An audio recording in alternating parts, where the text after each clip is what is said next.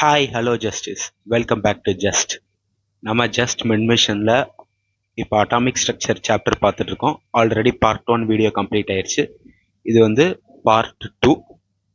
Part 1 பார்க்காட்டி அதை பார்த்துட்டு இந்த பார்ட் 2 கண்டினியூ பண்ணுங்க.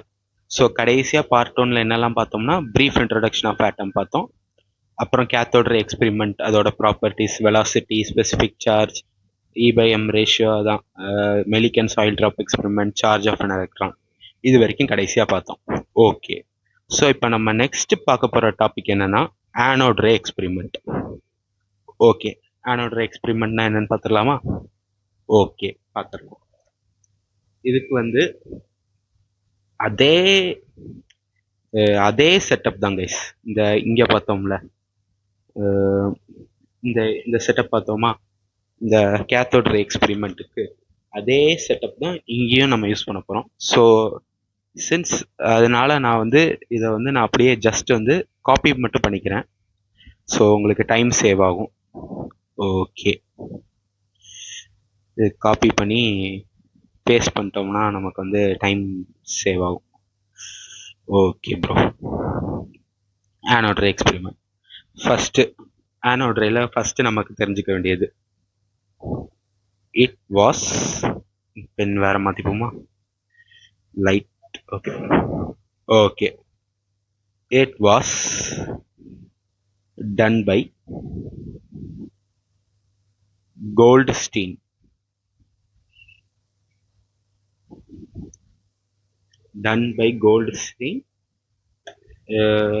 இயர் அவ்வளோவா மென்ஷன் பண்ணல, ஸோ பேர் மட்டும் நான் வச்சுக்கோங்க. இயர் ஒன்றும் அவசியமும் கிடையாது. with the help of his experiment he found protons. இந்த எக்ஸ்பெரிமெண்ட் மூலமா அவர் வந்து புரோட்டான்ஸ் கண்டுபிடிச்சாரு. ஸோ வந்து புரோட்டான்ஸ் தான் வந்து ஆனோட் ரேஸ். எப்படி எலக்ட்ரான்ஸ்னா வந்து கேத்தோட் ரேஸோ, புரோட்டான்ஸ்னா வந்து ஆனோட் ரேஸ். ஓகே, இப்போ அதே அந்த எக்ஸ்பெரிமெண்டல் செட்டப்பை இங்கே வரைஞ்சிடலாம். Experimental setup. Okay, so paste பண்ணிடுவோமா? ரைட், பக்காவாக பேஸ்ட் ஆயிடுச்சு. பட் இங்கே வந்து ஒரே ஒரு சின்ன கண்டிஷன் மட்டும் மாறுது. இங்கே வந்து பெர்ஃபரேட்டட் ஆனோட் கிடையாது, இங்கே வந்து பெர்ஃபரேட்டட் கேத்தோட். அவ்வளோதான் சின்ன சேஞ்ச். மீதி எல்லா டயக்ராமும் அதே மாடல் தான். H2 கேஸ் லோ ப்ரெஷரில் இருக்குது, very high voltage, anode zinc sulphate. அது மாதிரி இங்கே வந்து இந்த ஜிங்க் சல்ஃபைட் ஸ்க்ரீன் இருக்குல்ல, இப்போ வந்து இது வந்து கேத்தோட் சைடில் கோட் பண்ணியிருப்பாங்க.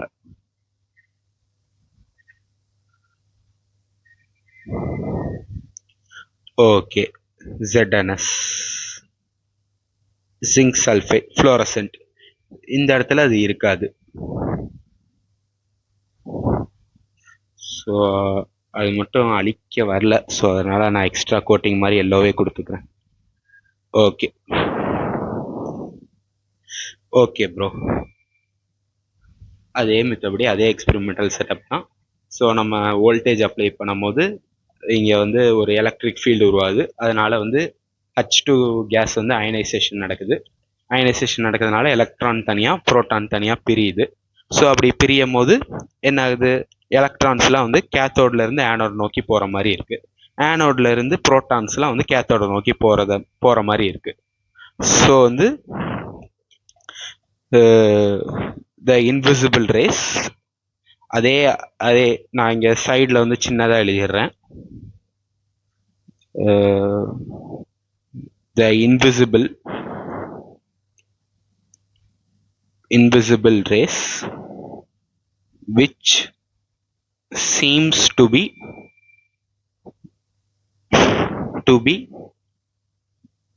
coming from anode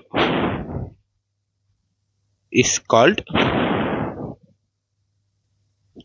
anode rays or canal rays. Anode ரேஸ்க்கு இன்னொரு பேர் இருக்கு. ஆனோட் ரேஸ்க்கு இன்னொரு பேர் என்னன்னா அதுக்கு வந்து கேனல் ரேஸ்னு சொல்லுவாங்க, நான் வச்சுக்கோங்க. ஸோ இதை மட்டும் நம்ம ஸ்பெசிஃபிக்காக ஹைலைட் பண்ணோம்னா anode rays or canal rays, இது ரெண்டும் ஒன்று தான். ஓகே, இதான் எக்ஸ்பெரிமெண்டல் செட்டப், நம்ம பார்த்தா அதே தான். ஸோ இப்போ அடுத்த ப்ராப்பர்ட்டிஸ் பார்த்துருவோமா? Okay, properties of anode rays. Okay bro.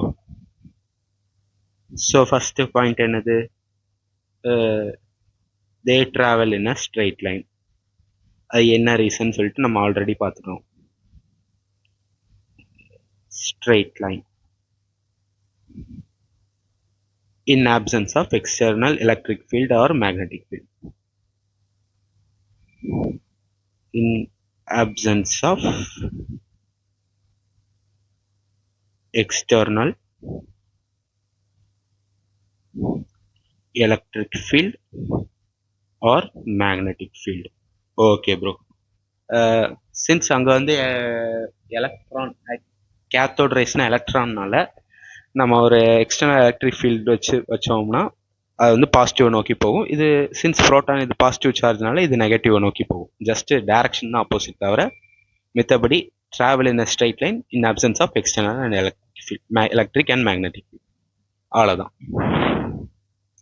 மித்தபடி இன்னொரு இதுக்கு மொத்தம் ரெண்டே பாயிண்ட் தான். இதுக்கு வந்து ஹீட்டிங் எஃபெக்ட், அந்த எக்ஸ்ரே ப்ரொடியூஸ் பண்ணுற ப்ராப்பர்ட்டி, அதெல்லாம் வந்து இதுக்கு கிடையாது. நம்ம இதுக்கு என்னெல்லாம் பார்த்தோம்? கேத்தோட் ரேஸ்க்கு வந்து மாஸ் இருக்கும், இது இருக்கும், எக்ஸ்ரே, ஹீட்டிங் எஃபெக்ட். ஆனால் ஹீட்டிங் எஃபெக்ட்டும் இதுக்கும் வந்து ஆனோட் ரேஸ் வந்து ப்ரொடியூஸ் பண்ணல. ஓகே,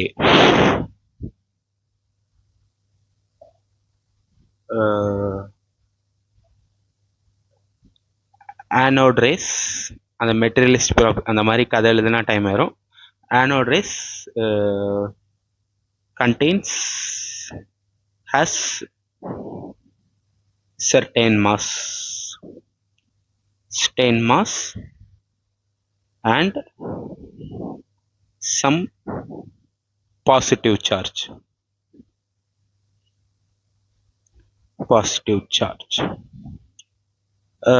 அதுக்கு ஒரு மாஸ் இருக்கு, அதுக்கு ஒரு சார்ஜ் இருக்கு, அது வந்து இது தெரிஞ்சிச்சு. Okay bro. ஸோ வந்து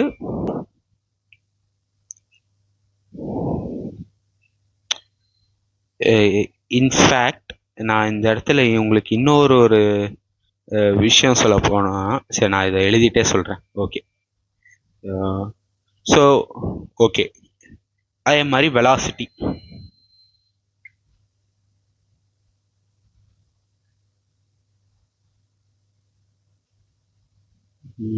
அதுக்கு என்ன கலர் இந்த இதில் எழுதணும்? Velocity of anode or canal rays. இது எக்ஸ்பெரிமெண்டல் பண்ணி இதுக்கு வேல்யூலாம் கண்டுபிடிக்கல, சும்மா அதே அந்த formula, electric field divided by magnetic field, அந்த டயக்ராம் பார்த்தோம்ல அதே தான். ஸோ மறுபடியும் எழுத வேண்டிய அவசியம் இல்லை, ஒன் டைம் பார்த்தா போதும். Okay bro. அதே மாதிரி இப்போ நம்ம ஸ்பெசிஃபிக் சார்ஜ் வந்து பார்த்தோம்னா, okay, specific charge anode rays na protons. Okay, specific charge of canal or anode rays or proton. Okay, அது E by M ratio. Okay, இதுக்கும் அதே மாதிரி நீங்கள் வந்து kinetic energy is equal to potential energy போட்டிங்கன்னா அதே ஃபார்முலா தான் வரும். E by M ரேஷியோ வந்து E square by 2B square into potential difference. So இதை வச்சு அவங்க ரிப்பீட்டடாக எக்ஸ்பெரிமெண்ட் பண்ணி கால்குலேட் பண்ணதில்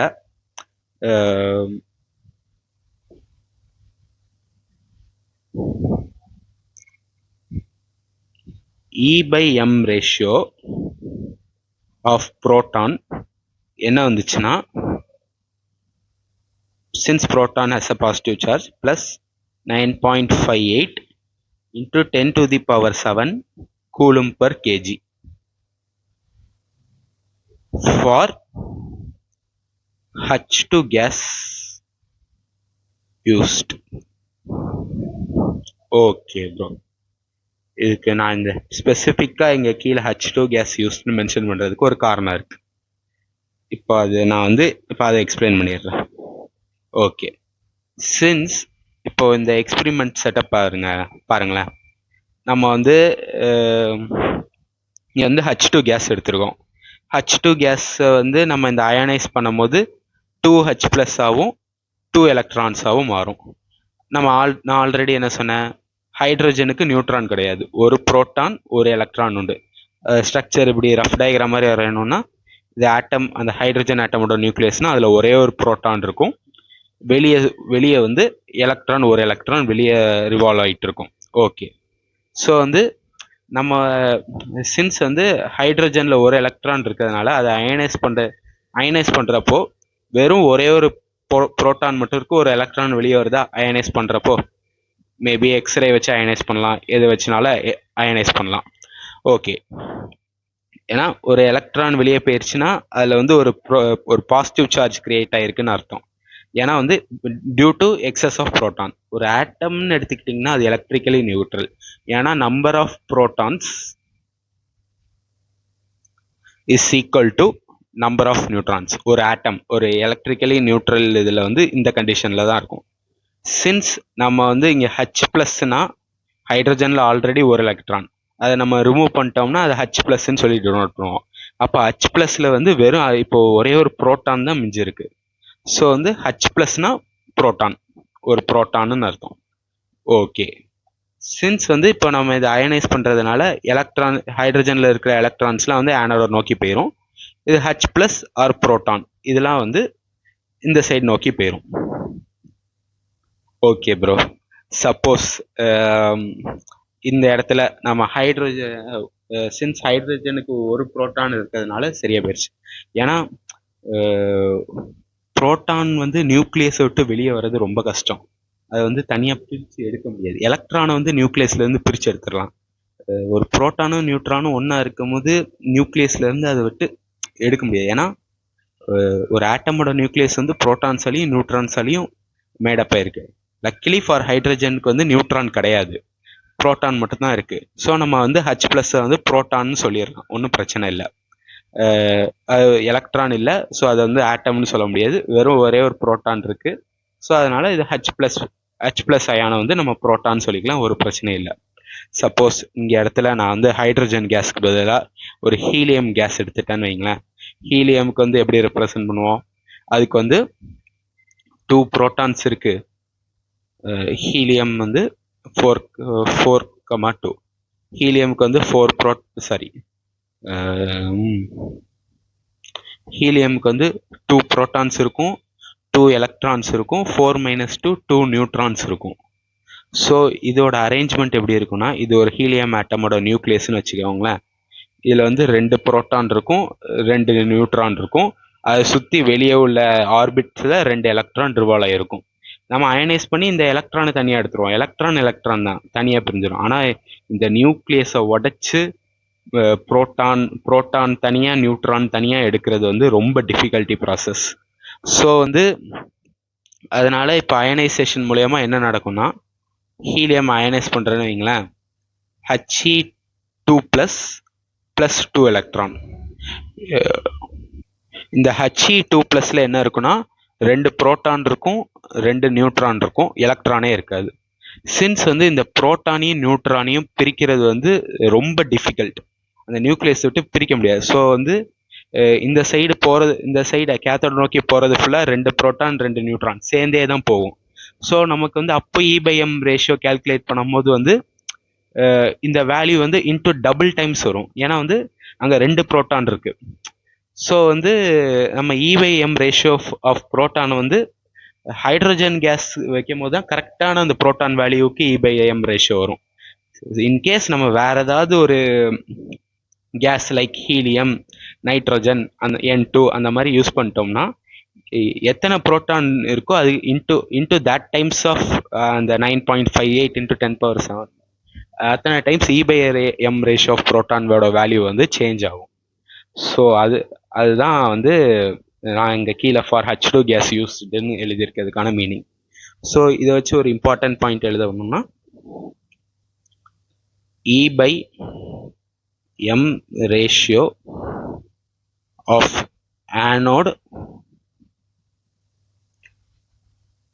anode race depends upon the nature of gas taken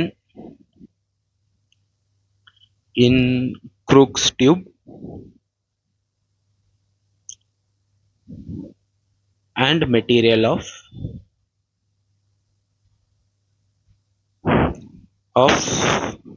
electrodes used. எலக்ட்ரோட்ஸ்னா ஜஸ்ட் அந்த கேத்தோட அண்ட் ஆனோட் பிளேட் தான் எலக்ட்ரோட்ஸ் யூஸ்ட். இது வந்து ஒரு இம்பார்ட்டண்ட்டான நோட். கேத்தோட் ரேஸ்க்கு it is not independent, but for anode rays or canal rays it is depend on. Anode ரேஸ்க்கு இன்னொரு பேர் வந்து கேனால் ரேஸ். சம்டைம்ஸ் எக்ஸாமில் கேத்தோட் கேனால் எல்லாம் குழம்பிடும். ஸோ மறக்காமல் ஞாபகம் வச்சுக்கோங்க, ஆனோட் ரேஸ்னாலும் கெனால் ரேஸ்னாலும் ஒன்று தான். Since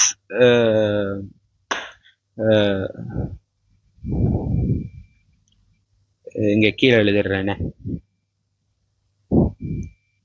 since atom is electrically neutral,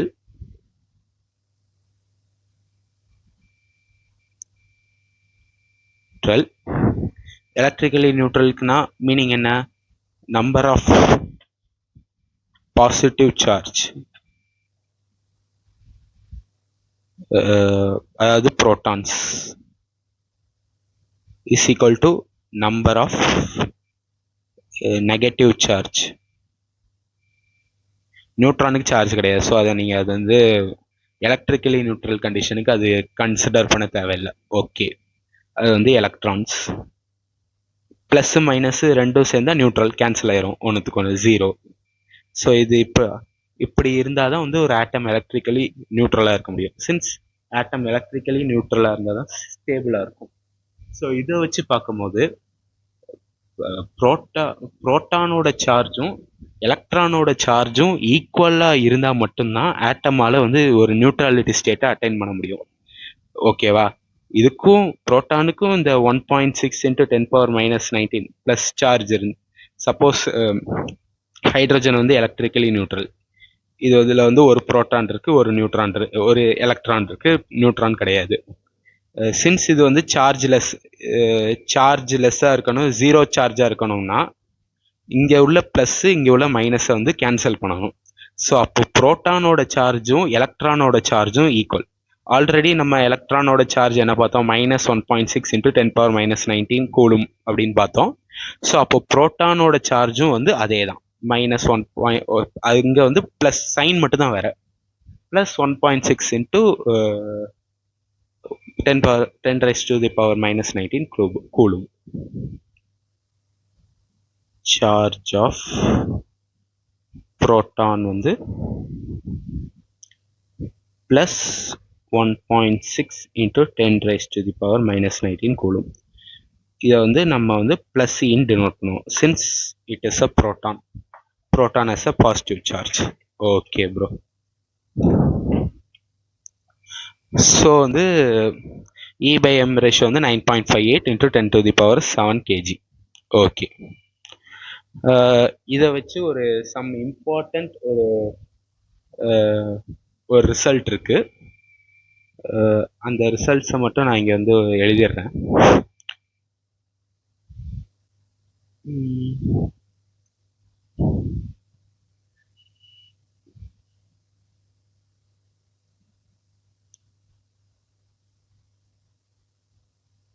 இது ரெண்டு இது சைடில் இருக்கட்டும், உங்களுக்கு புரிஞ்சிருக்கும் நான்.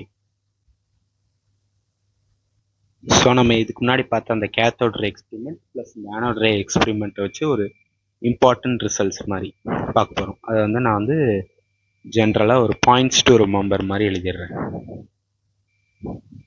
Points to remember. ஓகேவா? Okay. First electronics. First point வந்து mass of electron. Okay guys, நம்ம ஃபஸ்ட்டு நான் வச்சுக்க வேண்டிய ரிசல்ட் வந்து என்னன்னா மாஸ் ஆஃப் எலக்ட்ரான். எலக்ட்ரானை E- வச்சு டினோட் பண்ணிக்கிறேன். மாஸ் ஆஃப் எலக்ட்ரான் வந்து என்னன்னா 9.11 into 10 raised to the power minus 31 kg, or in terms of atomic mass unitல சொல்லணும்னா 0.00054 AMU. இது வந்து கேஜியில், இது வந்து அட்டாமிக் மாஸ் யூனிட். ஏற்கனவே அட்டாமிக் மாஸ் யூனிட்ங்கிறது மோல் கான்செப்டில் பார்த்தாச்சு. ஸோ படிச்சிருப்பீங்க நம்புகிறேன். ஓகே. ஸோ நெக்ஸ்ட் வந்து mass of proton.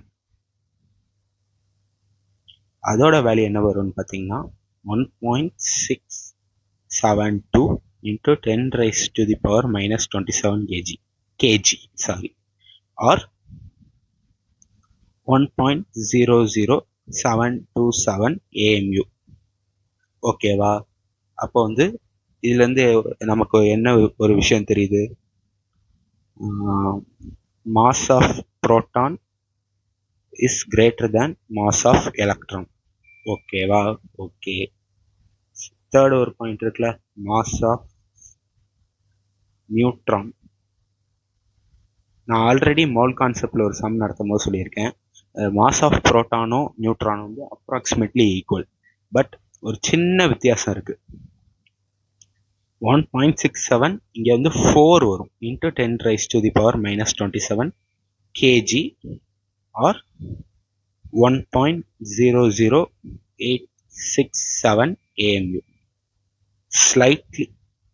Slightly mass of neutron, very minimal குவான்டிட்டியில் அப்ராக்சிமேட்லி ஈக்குவல்னு கூட சொல்லலாம். பட் ஸ்லைட்லி ஒரு ஜென்ரலாக கேட்கும் போது எப்போவுமே நியூட்ரானோட மாஸ் அதிகம், நெக்ஸ்ட் வந்து புரோட்டானுக்கு மாஸ் அதிகம், அடுத்தடுத்து எலக்ட்ரானுக்கு மாஸ் இருக்கிறதுலே கம்மி. ஓகேவா? சரி, ஓகே. அடுத்தது இன்னொரு ரிசல்ட் என்ன பார்த்தோம்? Charge of electron and proton. அது அப்ராக்சிமேட்டா 1.6 into 10 to the power minus 19 coulomb. Okay, இது ஒரு இம்பார்ட்டண்ட்டான ரிசல்ட் நான் வச்சுக்க வேண்டியது. அடுத்து ஒரு முக்கியமாக, நியூட்ரானுக்கு வந்து சார்ஜ்லெஸ், நியூட்ரானுக்கு வந்து சார்ஜ் 0. அது உங்களுக்கு எல்லாத்துக்கும் தெரியும். எலக்ட்ரானுக்கும் புரோட்டானுக்கும் வந்து சார்ஜ் சேம், ஜஸ்ட் வந்து எலக்ட்ரானுக்குனா -1.6 அது வரும், புரோட்டானுக்குலாம் +1.6 into 10 to the power minus 19 coulomb. Okay.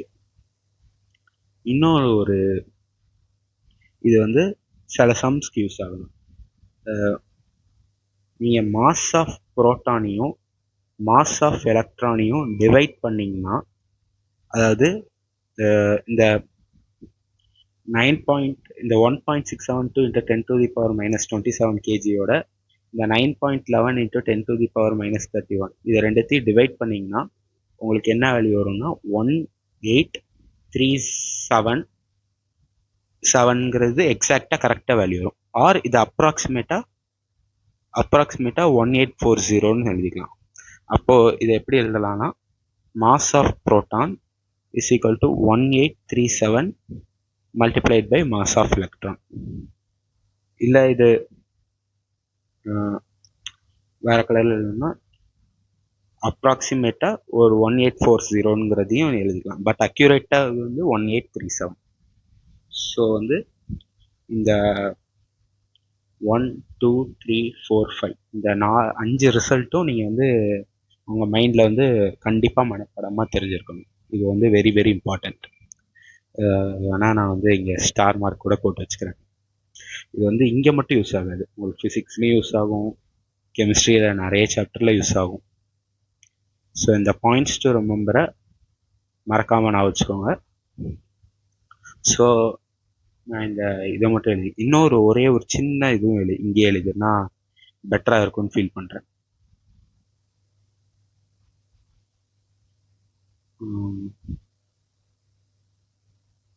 E/m ratio of electron. இது என்ன வந்துச்சு?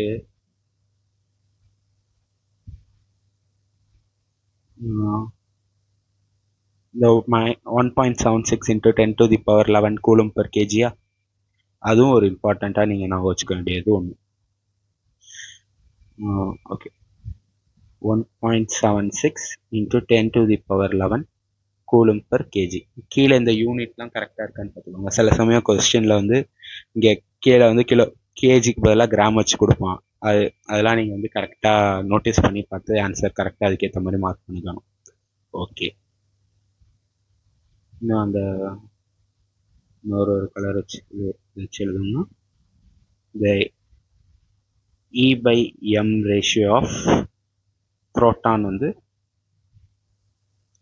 அதோட வேல்யூ என்ன வந்துச்சு? 9.58 into 10 to the power 7 kg தானே? ஆமாம், அதே தான். கன்ஃபார்ம் பண்ணிக்கிட்டேன். இந்த வேல்யூலாம் நான் வச்சுக்க கொஞ்சம் கஷ்டமாக தான் இருக்கும். முடிஞ்ச அளவுக்கு நான் வச்சுக்க ட்ரை பண்ணுங்கள். திருப்பி ரிப்பீட்டட் ரிவிஷன் பண்ணுங்கள். நான் உங்களுக்கு அப்படியே மைண்டில் ஸ்டோர் ஆகிடும்.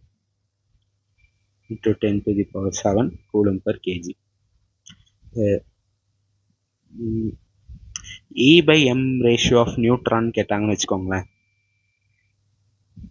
அது வந்து 0. ஏன் 0?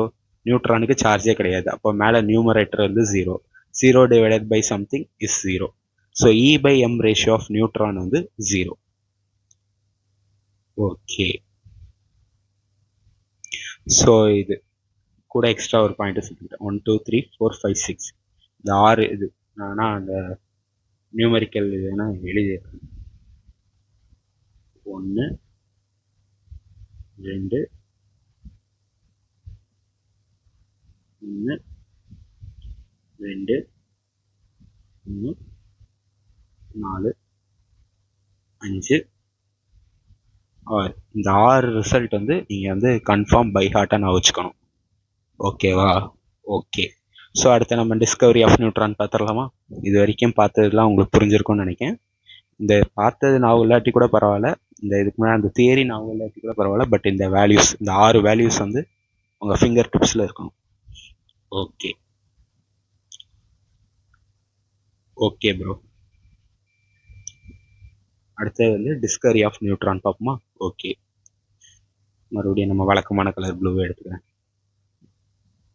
இது வந்து யார் டிஸ்கவர் பண்ணாங்கன்னா, டிஸ்கவர்ட்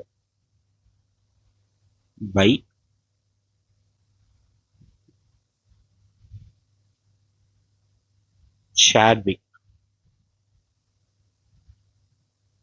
சாட்விக்னு ஒரு சயின்டிஸ்ட் தான் வந்து இது வந்து நியூட்ரானை வந்து டிஸ்கவர் பண்ணார். ஓகே, அவர் எப்படி டிஸ்கவர் பண்ணாருன்னா, he performed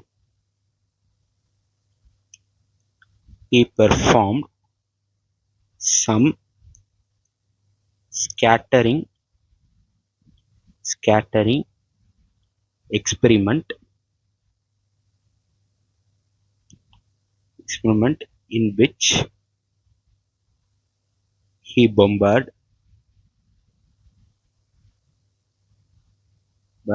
some light elements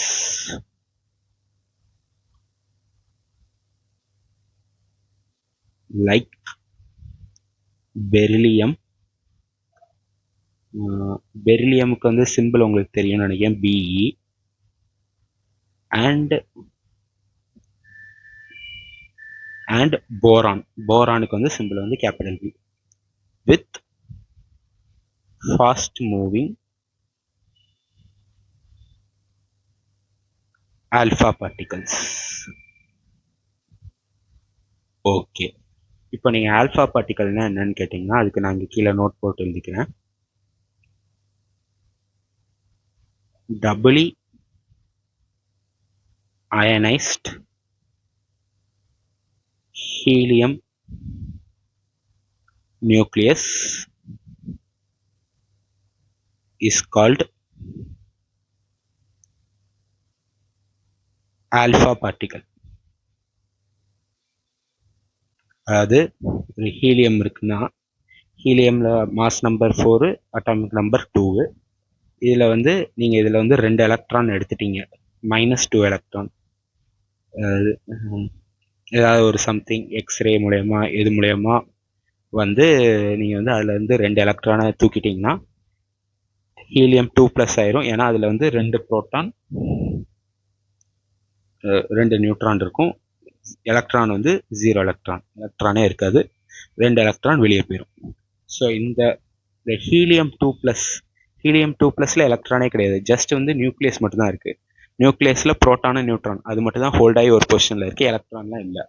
so அந்த ஹீலியம், இந்த டபுளி அயனைஸ்டு ஹீலியம் நியூக்ளியஸை தான் நம்ம வந்து ஆல்ஃபா பார்ட்டிகல்னு சொல்லுவோம். ஓகேவா? ஓகே. ஹீலியம் 2+ தான் வந்து ஆல்ஃபா பார்ட்டிகல். ஓகே.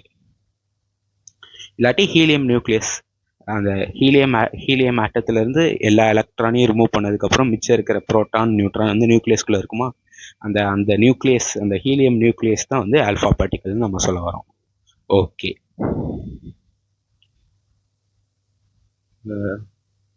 இப்போ வந்து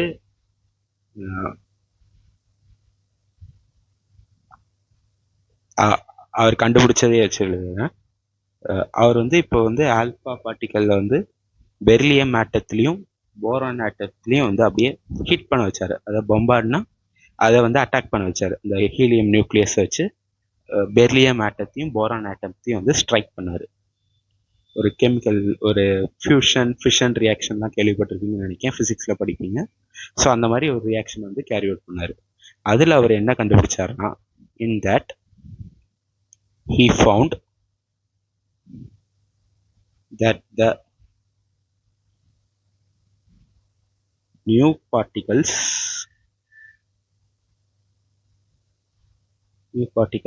which were emitted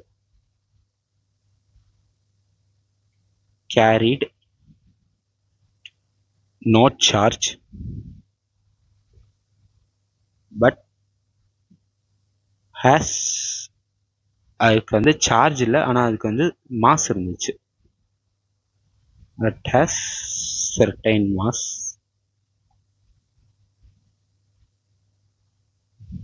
which was nearly equal. அப்போதே சொன்னேன் பார்த்தீங்களா, அந்த ஒரு 4 அந்த வேல்யூ தான் வரும். which was nearly equal to mass of proton வந்து mp-ன்னு மென்ஷன் பண்ணிக்கிறேன். Okay. and he termed as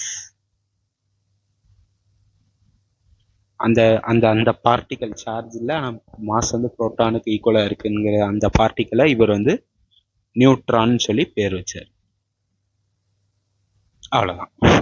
so அந்த அந்த ரியாக்ஷன் மட்டும் பார்த்துருவோம். இந்த ரியாக்ஷன் வந்து எப்படி இருக்கும்னா, ஒவ்வொரு கலரில் ஒவ்வொன்று எழுதிடுறேன். ஃபர்ஸ்ட் வந்து பெர்லியம் வந்து மாஸ் நம்பர் 9, அட்டாமிக் நம்பர் 4, அது கூட ஹீலியம் நியூக்ளியஸ் தானே, ஹீலியமோட நியூக்ளியஸ் 4, மாஸ் நம்பர் 4 2. ஆனால் இது வந்து நியூக்ளியஸ் தான். இந்த இடத்துல வந்து 2 எலக்ட்ரான் இல்லை, வெறும் 2 புரோட்டான் தான் இருக்கு, 2 நியூட்ரான் இருக்கு. சும்மா ரெப்ரசன்டேஷனுக்காண்டி இது வந்து ஆல்ஃபா பார்ட்டிகல். ஆல்ஃபா பார்ட்டிக்கலை இப்படியும் சொல்லி மென்ஷன் பண்ணி எழுதுவாங்க.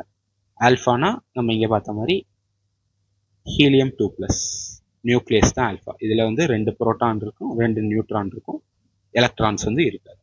ஓகே. இங்கே ஏன் மேலே 4 இங்கே 2 எழுதுறேன்னு கேட்டிங்கன்னா, ஆல்தோ இதில் எலக்ட்ரான் இல்லை, பட் 2 புரோட்டான்ஸ் இருக்கா. எப்போவுமே வந்து அந்த அட்டாமிக் நம்பர் வந்து எத்தனை புரோட்டான்ஸ் இருக்கோ அந்த எண்ணிக்கையை வச்சு தான் அட்டாமிக் நம்பர் சூஸ் பண்ணுவாங்க. சின்ஸ் ஆட்டம் நியூட்ரலாக இருக்கிறதுனால இந்த நம்பர் ஆஃப் ப்ரோட்டான்ஸு எலக்ட்ரான்ஸ் வந்து ஈக்குவலாக இருக்குது. ஸோ அதனால தான் வந்து atomic number is equal to number of proton is equal to number of electrons சொல்லுவோம். அடுத்து இதில் எலக்ட்ரான் இல்லை, பட் ப்ரோட்டான் இருக்குல்ல, அதனால இங்கே கீழே ரெண்டுன்னு வச்சு டினோட் பண்ணுவோம். மேலே மாஸ் நம்பர் வந்து obviously sum of proton plus sum of neutron. So இங்கே 2 ப்ரோட்டான் இருக்குது, 2 நியூட்ரான் இருக்குது. அப்போ 2 + 2 4. ஓகே, இதை வச்சு இது ரியாக்ட் ஆகுனதுல வந்து கார்பன் 12,6 இந்த ஆட்டம் ஃபார்ம் ஆச்சு, ப்ளஸ் ஒரு நியூட்ரான் ரிலீஸ் ஆச்சு. நியூட்ரான் வந்து இப்படி டினோட் பண்ணுவோம். இங்கே கீழே வந்து நியூட்ரானுக்கு ஏன் 0னா அங்கே சார்ஜே கிடையாது, ஸோ அதனால அங்கே 0. ப்ரோட்டான் கிடையாது, அது சார்ஜ் இல்லாதனால கீழே 0. மேலே அதுக்கு வந்து மாஸ் இருக்கிறதுனால அதை வந்து 1ன்னு சொல்லி டினோட் பண்ணுவோம். ஓகேவா? ஓகே. அதே மாதிரி போரானுக்கு வந்து 11,4 ப்ளஸ் ஆல்ஃபா பார்ட்டிகலை வச்சு பம்பார்ட் பண்ணும்போது நைட்ரோஜன் 14,7 ப்ளஸ் ஒரு நியூட்ரான். ஓகேவா? ஓகே. இது ஏன் இங்கே 12 இது 1 இந்த மாதிரி விஷயங்கள்லாம் வந்து நியூக்ளியின்னு ஒரு சாப்டர் 12th இருக்குது. அதில் இன்னும் டீட்டெயிலாக எக்ஸ்பிளைன் பண்ணால் உங்களுக்கு இன்னும் தெளிவாக புரியும். இப்போதைக்கு இந்த ரியாக்ஷன் கூட நான் வச்சுக்கிட்ட வேண்டிய தேவையில்லை. இது சும்மா இப்படி தான் கண்டுபிடிச்சாங்கிற ஒரு ஐடியா தெரிஞ்சால் போதும். ஓகேவா? ஓகே. ஸோ நம்ம நெக்ஸ்ட் பார்க்க போகிறது வந்து தாம்சன்ஸ் அட்டாமிக் மாடல்ஸ் பார்க்கலாம். அதாவது ஆட்டம்னா என்னன்னு பார்த்தாச்சு. கிரீக் வந்து இந்த மாதிரி ஒரு மேட்டரோட அல்டிமேட் பார்ட்டிகல் தான் வந்து ஆட்டம். ஆட்டம் வந்து ஃபர்தராக கட் பண்ண முடியாது அந்த மாதிரி சொல்லி முடிச்சிட்டாங்க. அடுத்து ஃபர்தராக சயின்டிஸ்ட்லாம் அந்த ஆட்டம்குள்ளே என்னெல்லாம் இருக்கலாம், electrons, protons, neutrons, sub atomic particles அதெல்லாம் வந்து கண்டுபிடிச்சிட்டாங்க. சரி, ஓகே, இது இருக்கு, ஆட்டம்னு ஒன்று இருக்குன்னு கண்டுபிடிச்சிட்டாங்க. இந்த ஆட்டம்குள்ள இந்த நியூட்ரான் எங்கே இருக்குது, ப்ரோட்டான் எங்கே இருக்குது, இப்போ நமக்கு தெரியும். அது நியூக்ளியஸ்குள்ளே ப்ரோட்டான், எலக்ட்ரான் இருக்குது, அதை சுற்றி ஆர்பிட்டில் வந்து எலக்ட்ரான் ரிவால்வ் ஆகிட்டு இருக்குன்னு நமக்கு இப்போ தெரியும். பட் அப்போ இருந்த அந்த டைத்தில், அதாவது ஒரு சுமார் 1900 அந்த 1900 டைம்ஸில் அப்போ வந்து அதெல்லாம் எப்படி இருந்துச்சுன்னு அவங்களுக்கு தெரியாது. ஸோ அது வந்து ஒவ்வொரு சயின்டிஸ்டாக வந்து மேபி இந்த எலக்ட்ரான் வந்து இப்படி இங்கே அரேஞ்ச் ஆகிருக்கலாம், ப்ரோட்டானும் நியூட்ரானும் அதை சுற்றி இருக்கலாம், அந்த மாதிரி ஒவ்வொருத்தரும் ஒவ்வொரு ஐடியா ஷேர் பண்ணி சொன்னாங்க. அதில் உள்ள ஃபேமஸான மாடல்ஸ் தான் வந்து நம்ம என்சிஆர்டியில் கொடுத்துருக்காங்க. அதை தான் நம்ம இப்போ வந்து 1 by 1 படிக்க போகிறோம். ஸோ அதில் நம்ம ஃபஸ்ட்டு பார்க்க போகிற மாடல் வந்து தாம்சன் அட்டாமிக் மாடல். இல்லாட்டி இதுக்கு இன்னொரு பேர் இருக்குது, ப்ளம் புட்டிங் மாடல்னு சொல்லுவாங்க. It is also called as plum pudding. plum puddingனா வாட்டர்மெலன், தர்பூசணி பழம், அதைத்தான் வந்து ப்ளம் புட்டிங் மாடல். ஓகேவா? Plum pudding model it was also, இது ரொம்ப ஃபேமஸான மாடல், எல்லாத்துக்கும் தெரிஞ்சிருக்கும்னு நினைக்கிறேன். மேக்ஸிமம் 9th கூட படிச்சிருப்பீங்க. 9th or 10th, I didn't remember. So வந்து அவர் ஃபஸ்ட்டு சொன்ன டெஃபினேஷன் எழுதுகிறேன், அதுக்கப்புறம் அதை எக்ஸ்பிளைன் பண்ணுறேன், உங்களுக்கு நான் டீட்டெயிலாக அண்டர்ஸ்டாண்ட் ஆகும். In 1904 he proposed that atom is a positively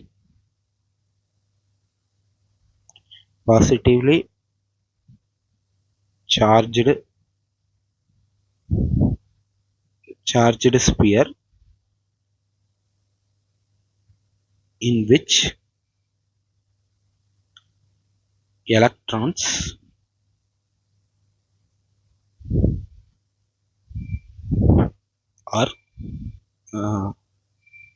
are uniformly embedded in it. Okay.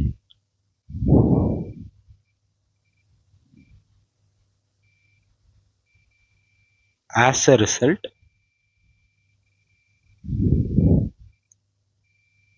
the atom is electrically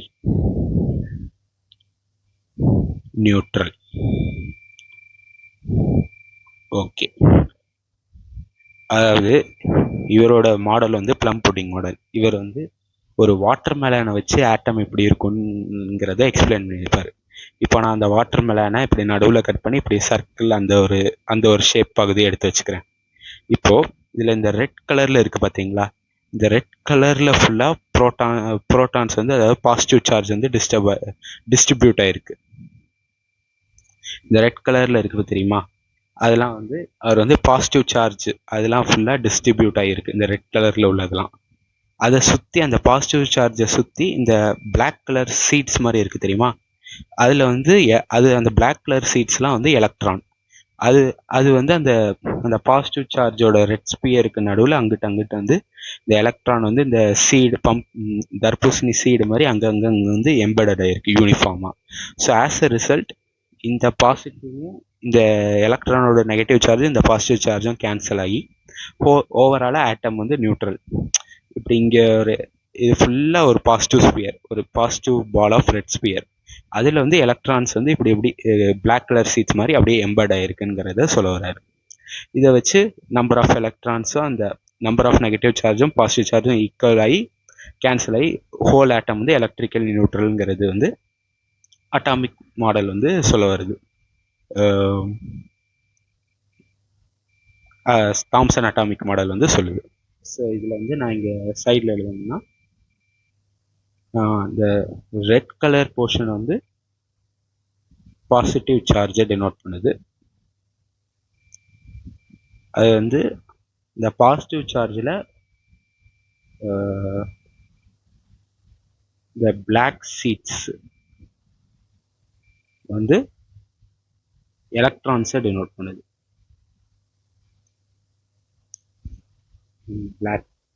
black சரியா தெரியலன்னு நினைக்கிறேன். ஸோ பிளாக்குக்கு மட்டும்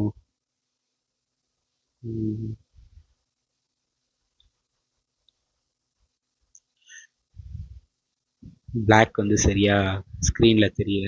சரி, அந்த பிளாக் சீட்ஸ் வந்து எலக்ட்ரான்ஸை ரெப்ரசன்ட் பண்ணுது. இந்த மாதிரி அந்த ரெட் ஸ்பியர் சார்ஜுக்குள்ளே இந்த பிளாக் சீட்ஸ் வந்து எம்பர்ட் ஆகிருக்கிறது வந்து எலக்ட்ரான். ஓவராலாக இது வந்து ஒரு ஆட்டம் வந்து எலக்ட்ரிக்கலி நியூட்ரல்ங்கிறத வந்து இந்த மாடல் வந்து எக்ஸ்பிளைன் பண்ணிருச்சு. இதோட மெரிட் என்னன்னா, மெரிட்னா இந்த மாடலோட பெருமைகள். அந்த மாதிரி ஒரே ஒரு மெரிட் தான், it good explain the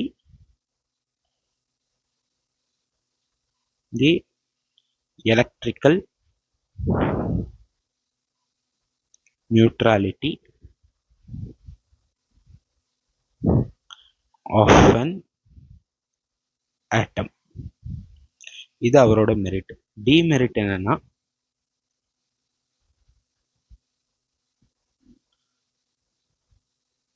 demerits அதாவது இந்த இவர் வந்து இப்படி ஒரு ப்ளம் புட்டிங் மாடலில் வந்து இந்த ரெட் ஸ்பியர் வந்து பாசிட்டிவ் சார்ஜ், அதில் வந்து எலக்ட்ரான்ஸ் வந்து அங்கிட்ட இங்கிட்ட இப்படி எம்பர்ட் ஆகிருக்கு. அது வந்து எலக்ட்ரிக்கலி இது வந்து பாசிட்டிவ் சார்ஜும் நெகட்டிவ் சார்ஜும் கேன்சல் ஆகி எலக்ட்ரிக்கலி நியூட்ரல்ங்கிறது இந்த பாயிண்ட் வச்சு இந்த மாதிரி மாடலில் வந்து அது சாட்டிஸ்ஃபை ஆகிடுச்சு. பட் இதோட டிமெரிட்ஸ் என்னன்னா, it couldn't explain the overall stability of an atom. இப்படி சும்மா சொல்ல முடியாதுல்ல, ஒரு பாசிட்டிவ் சார்ஜ் ஸ்பியரில் வந்து எலக்ட்ரான் அங்கிட்ட இங்கிட்ட சுற்றி இருக்கு அப்படின்னு சொல்லி. இது வந்து ஒரு கன்சைஸாகவே இல்லை. புரோட்டான் எப்படி இருக்கும், அது எங்கிட்ட அரேஞ்ச் ஆகிருக்கும், இப்படி ஒன்றுத்துக்கு ஒன்று இடிக்காமல் இருக்கிற மாதிரி ஸ்பேஷியஸாக அரேஞ்ச் ஆகிருக்கும், அந்த மாதிரிலாம் அவர் எதுவுமே சொல்லலை. சும்மா அந்த ஒரு ரெட் ஸ்பியர் பாசிட்டிவ் சார்ஜ்னு அசியூம் பண்ணிக்கோங்க, அதில் வந்து பிளாக் கலர் சீட்ஸ் ஃபுல்லாக எலக்ட்ரான் அந்த மாதிரி எம்பர்ட் ஆகிருக்கு, இதுதான் அட்டாமிக் மாடல்னு சொல்லி முடிச்சிட்டாரு. இது வந்து அதோட ஸ்டெபிலிட்டி, அது எப்படி அதெல்லாம் ஒன்றா அரேஞ்ச் ஆகி எப்படி நின்றுச்சு, அதெல்லாம் எப்படி இது கெமிக்கல் ரியாக்ஷன்ஸ் நடக்குது, இப்படி இருந்து எப்படி நடக்குது, அந்த மாதிரிலாம் அவரால் எக்ஸ்பிளைன் பண்ண முடியல. ஸோ அதனால இந்த அட்டாமிக் மாடலோட இது மெயின் ட்ராபேக் இது ஒன்று. ஸோ செகண்ட் ட்ராபேக் என்னன்னா, it couldn't explain Rutherford scattering experiment. ஓகேவா? ஓகே, இதுதான் இது மெயினாக நான் வச்சுக்க வேண்டிய பாயிண்ட்ஸ் தாம்சன் அட்டாமிக் மாடல் பொறுத்த வரைக்கும். சும்மா இந்த ப்ளம் புடிங் மாடல் இது ஃபுல்லாக பாசிட்டிவ் சார்ஜ், இந்த பிளாக் சீட்ஸ்லாம் நெகட்டிவ் சார்ஜ், ரெண்டும் எலக்ட்ரிக்கல் நியூட்ரல், அதோட சொல்லி முடிச்சுட்டு போயிட்டார் அவர். ஆனால் அது எப்படி அரேஞ்ச் ஆயிருக்குன்னு சொல்லலை, அதோட ஸ்டெபிலிட்டிக்கு அது எப்படி அந்த இடத்துல நிலைத்தனமையாக இருக்குது அப்படிங்கிற எதையும் பற்றி அவர் எக்ஸ்பிளைன் பண்ணல, சும்மா மொட்டைக்கட்டையாக சொல்லிட்டு போயிட்டார். ஸோ அதனால் இது வந்து இந்த அட்டாமிக் மாடலை வந்து எந்த சயின்டிஸ்டாலையும் ஏற்றுக்க முடியாது அந்த அந்த டயத்தில். ஸோ வந்து ஃபர்தராக வந்து இவர் கண்டுபிடிச்ச அதே டயத்தில் வந்து ரூதர்ஃபோர்டு வந்து இன்னொரு ஒரு எக்ஸ்பெரிமெண்ட் பண்ணார். அந்த எக்ஸ்பெரிமெண்ட்ல வந்த ரிசல்ட் வந்து இந்த தாம்சன் மாடலை வச்சு மேட்ச் பண்ணி பார்த்ததுல அதுவும் ஒத்து போல. ஸோ ஸோ அதனால இந்த மாடலை வந்து எல்லா சயின்டிஸ்டும் சேர்ந்து டிஸ்கஸ் பண்ணி ரிஜெக்ட் பண்ணிட்டாங்க. ஸோ நம்ம வந்து அப்படி அந்த ரூதர்ஃபோர்டு என்ன எக்ஸ்பெரிமெண்ட் பண்ணாரு, அவர் என்ன சொல்ல வர்றாரு, அவர் என்ன மாடல் சொல்ல வர்றாருங்கிறத அடுத்த பார்ப்போம். ஓகேவா? சரி, ஓகே. ஸோ அடுத்து நம்ம பார்க்க போகிறது வந்து ரூதர்ஃபோர்ட் எக்ஸ்பெரிமெண்ட், ஆர் இதுக்கு வந்து இன்னொரு ஒரு பேர் இருக்கு. இது வந்து ரூதர்ஃபோர்ட் ஆல்ஃபா பார்ட்டிகல் ஸ்கேட்டரிங்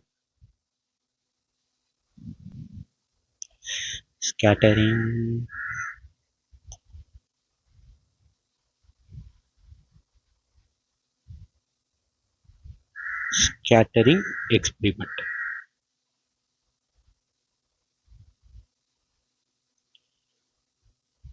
இதுதான் ஆக்சுவல் ஃபுல் நேம். இது இந்த சின்ன ஒயிட் பாக்ஸில் எழுத முடியாது தெரியுமா, அதனால தான் இதோட சின்னதாக எழுதி முடிச்சிட்டேன். ஸோ ஓகே, இப்போ ருதர்ஃபோர்ட் எக்ஸ்பெரிமெண்ட்டில் உள்ள எக்ஸ்பெரிமெண்டல் செட்டப் பார்த்து அதை வச்சு நான் எக்ஸ்பிளைன் பண்ணுறேன். பெருசாக டெஃபினேஷன்லாம் தேவையில்லை. ஓகே, எக்ஸ்பெரிமெண்டல்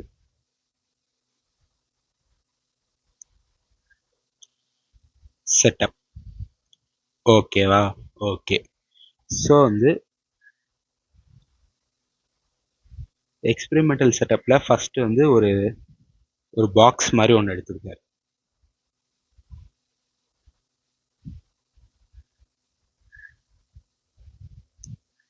நான் இதை பாஸ் போட்டு வரைஞ்சிட்டு அதுக்கப்புறம் உங்களுக்கு எக்ஸ்பிளைன் பண்ணுறேன்னு, டைம் வேஸ்ட் ஆகாமல் இருக்கும்.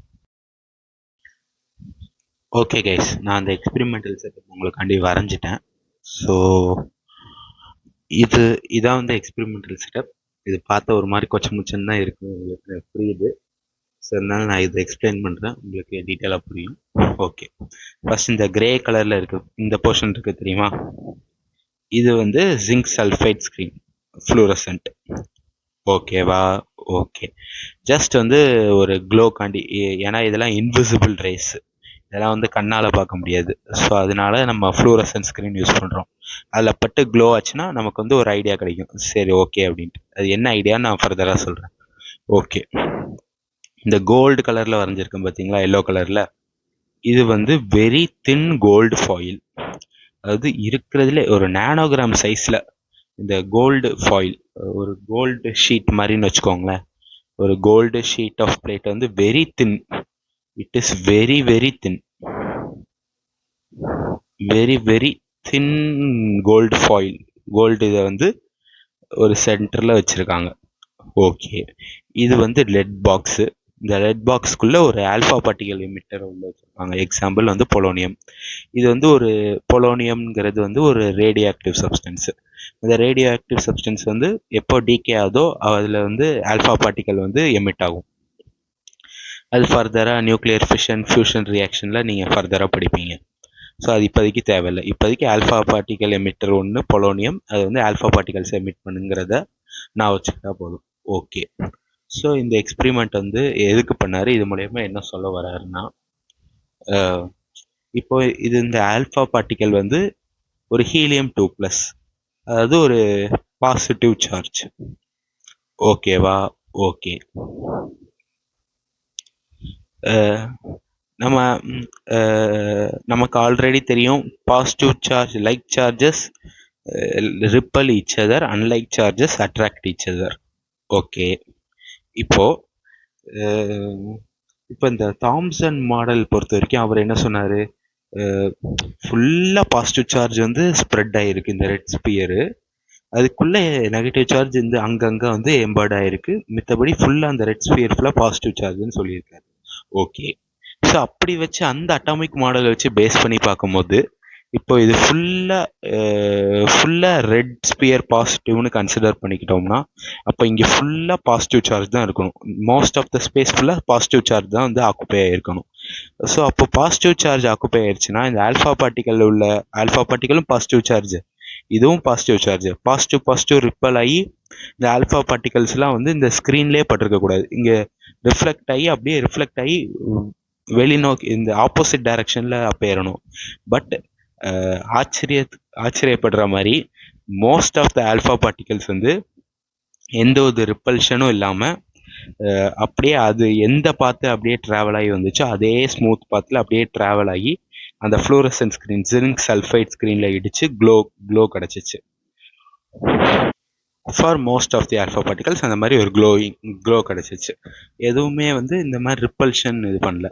இது வந்து ஒரு இந்த தாம்சன் மாடலுக்கு வந்து ஒரு அந்த மாடல் வந்து சரியில்லைன்னு சொல்கிறதுக்கு ஒரு முக்கியமான பாயிண்ட். ஸோ அவர் சொன்ன மாதிரி வந்து இந்த ரெட் ஸ்பியர் ஃபுல்லாக பாசிட்டிவ் சார்ஜ், அங்கங்கே தான் வந்து நெகட்டிவ் சார்ஜ் இருக்குன்னா அப்போ இந்த ஆல்ஃபா பார்ட்டிக்கல் வந்து இந்த பாசிட்டிவ் இங்கே ஃபுல்லாக அப்போ பாசிட்டிவ் இருக்குன்னு தான் அர்த்தம். அப்போ வந்து ரிப்பல் ஆகி போயிருந்துருக்கணும். பட் அது அப்படி போகல, பாஸ் ஆகி வந்து இந்த ஸ்க்ரீனில் பட்டுருச்சு. ஸோ வந்து அவர் ஃபர்ஸ்ட் இது வச்சு ஃபர்ஸ்ட் பாயிண்ட் என்ன சொல்ல வர்றாருன்னா, ஃபர்ஸ்ட் பாயிண்ட் வந்து most of the alpha particles passed undeviated. Therefore, most of the region of atom is empty. ஆனால் தாம்சன் என்ன சொன்னார், ஃபுல்லாக பாசிட்டிவ் சார்ஜ், இந்த ரெட் ஸ்பியர்ஸ் ஃபுல்லாக பாசிட்டிவ் சார்ஜ் ஃபுல்லாக ஸ்ப்ரெட் ஆகிருக்கு, அங்கங்கே தான் நெகட்டிவ் சார்ஜ் எம்பர்ட் ஆகிருக்குன்னாரு. பட் வந்து அப்படி பார்த்தா இந்த ரிசல்ட் வந்து இப்படி வந்திருக்கக்கூடாது, எல்லாமே ரிப்பல் ஆகி பின்னாடி போயிருக்கணும். பட் ஆனால் அது ரிப்பல் ஆகாமல் டிவியேட் ஆகாமல் போய் ஸ்க்ரீனில் வந்து க்ளோவிங் இது கிடச்சிருக்கு. ஸோ இது மூலயமா என்ன சொல்ல வர்றேன்னா, பாசிட்டிவ் சார்ஜ் வந்து ஃபுல்லாக அப்படியேலாம் ஸ்ப்ரெட் ஆகி இல்லை, மோஸ்ட் ஆஃப் அந்த ஆட்டம் ஸ்பேஸ் வந்து அப்படியே ஒரு எம்டி ரீஜன் தான் இருக்குது, அது வந்து அப்படியே அதுக்குள்ளே ஆல்ஃபா பார்ட்டிகல்லாம் பூந்து போகிற மாதிரி தான் இருக்குது. ஸோ அதனால most of the region of atom is empty. இது ஃபர்ஸ்ட் பாயிண்ட்ல சொல்லுவார். ஓகேவா? ஓகே. இப்போ இப்போ சில இடத்துல வந்து இப்படியே ஸ்ட்ரைட்டாக போயிட்டு இருந்த ஆல்ஃபா பார்ட்டிகல் அப்படியே டீவியேட் ஆகி இப்படி போகிற மாதிரி தெரியுது பார்த்தீங்களா, இப்படி வரைஞ்சிருக்கு. இதுக்கு என்ன அர்த்தம்னா, மேபி இங்கே ஒரு கோல்டு ஆட்டம் இருக்கலாம், அந்த கோல்டு ஆட்டத்தோட நியூக்ளியஸில் வந்து பாசிட்டிவ் சார்ஜ் இருக்குமா, அந்த பாசிட்டிவ் சார்ஜ் மேலே பட்டு இது ரிப்பல் ஆகி இப்படி போயிருந்திருக்கலாம். ஸோ அதே மாதிரி தான் இங்கேயும். சப்போஸ் இந்த இடத்துல இது வந்து இங்கே கரெக்டாக கொலைட் ஆகும்போது இங்கே ஒரு இந்த கோல்டு ஃபாயிலில் உள்ள கோல்டு ஆட்டமோட நியூக்ளியஸ் மேபி அதில் உள்ள பாசிட்டிவ் சார்ஜ் ஹிட் ஆகி இது வந்து அப்படியே இந்த சைடு அப்படியே டிவியேட் ஆகி போயிருக்கலாம். ஸோ வந்து இதை வச்சு செகண்ட் பாயிண்ட் என்ன சொல்ல வர்றாருன்னா, few alpha particles were deviated through small angles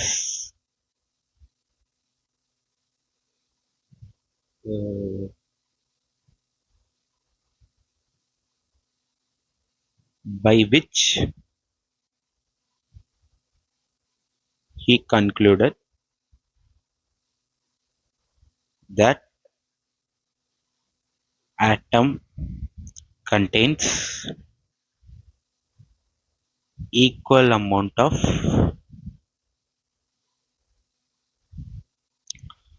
positive and negative charges. As a whole, atom is electrically neutral.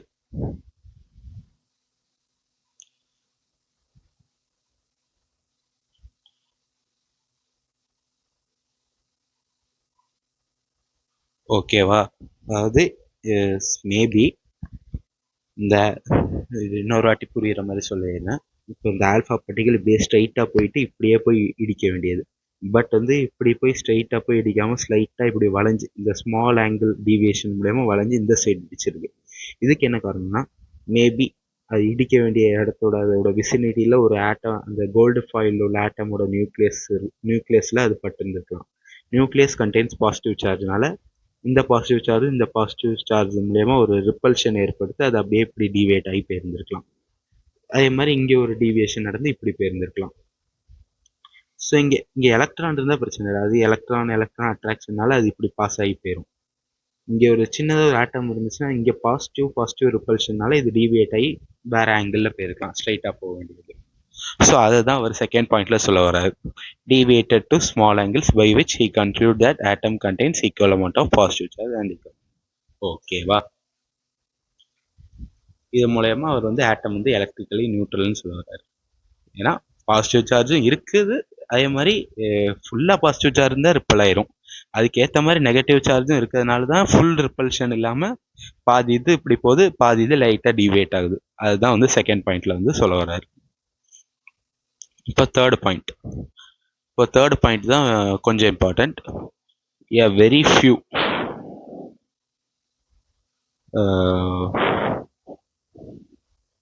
A very few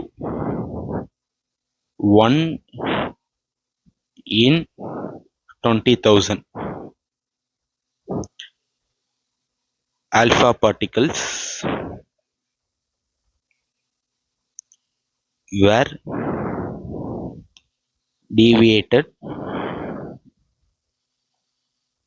through 180 degrees. Therefore, he concluded that the whole positive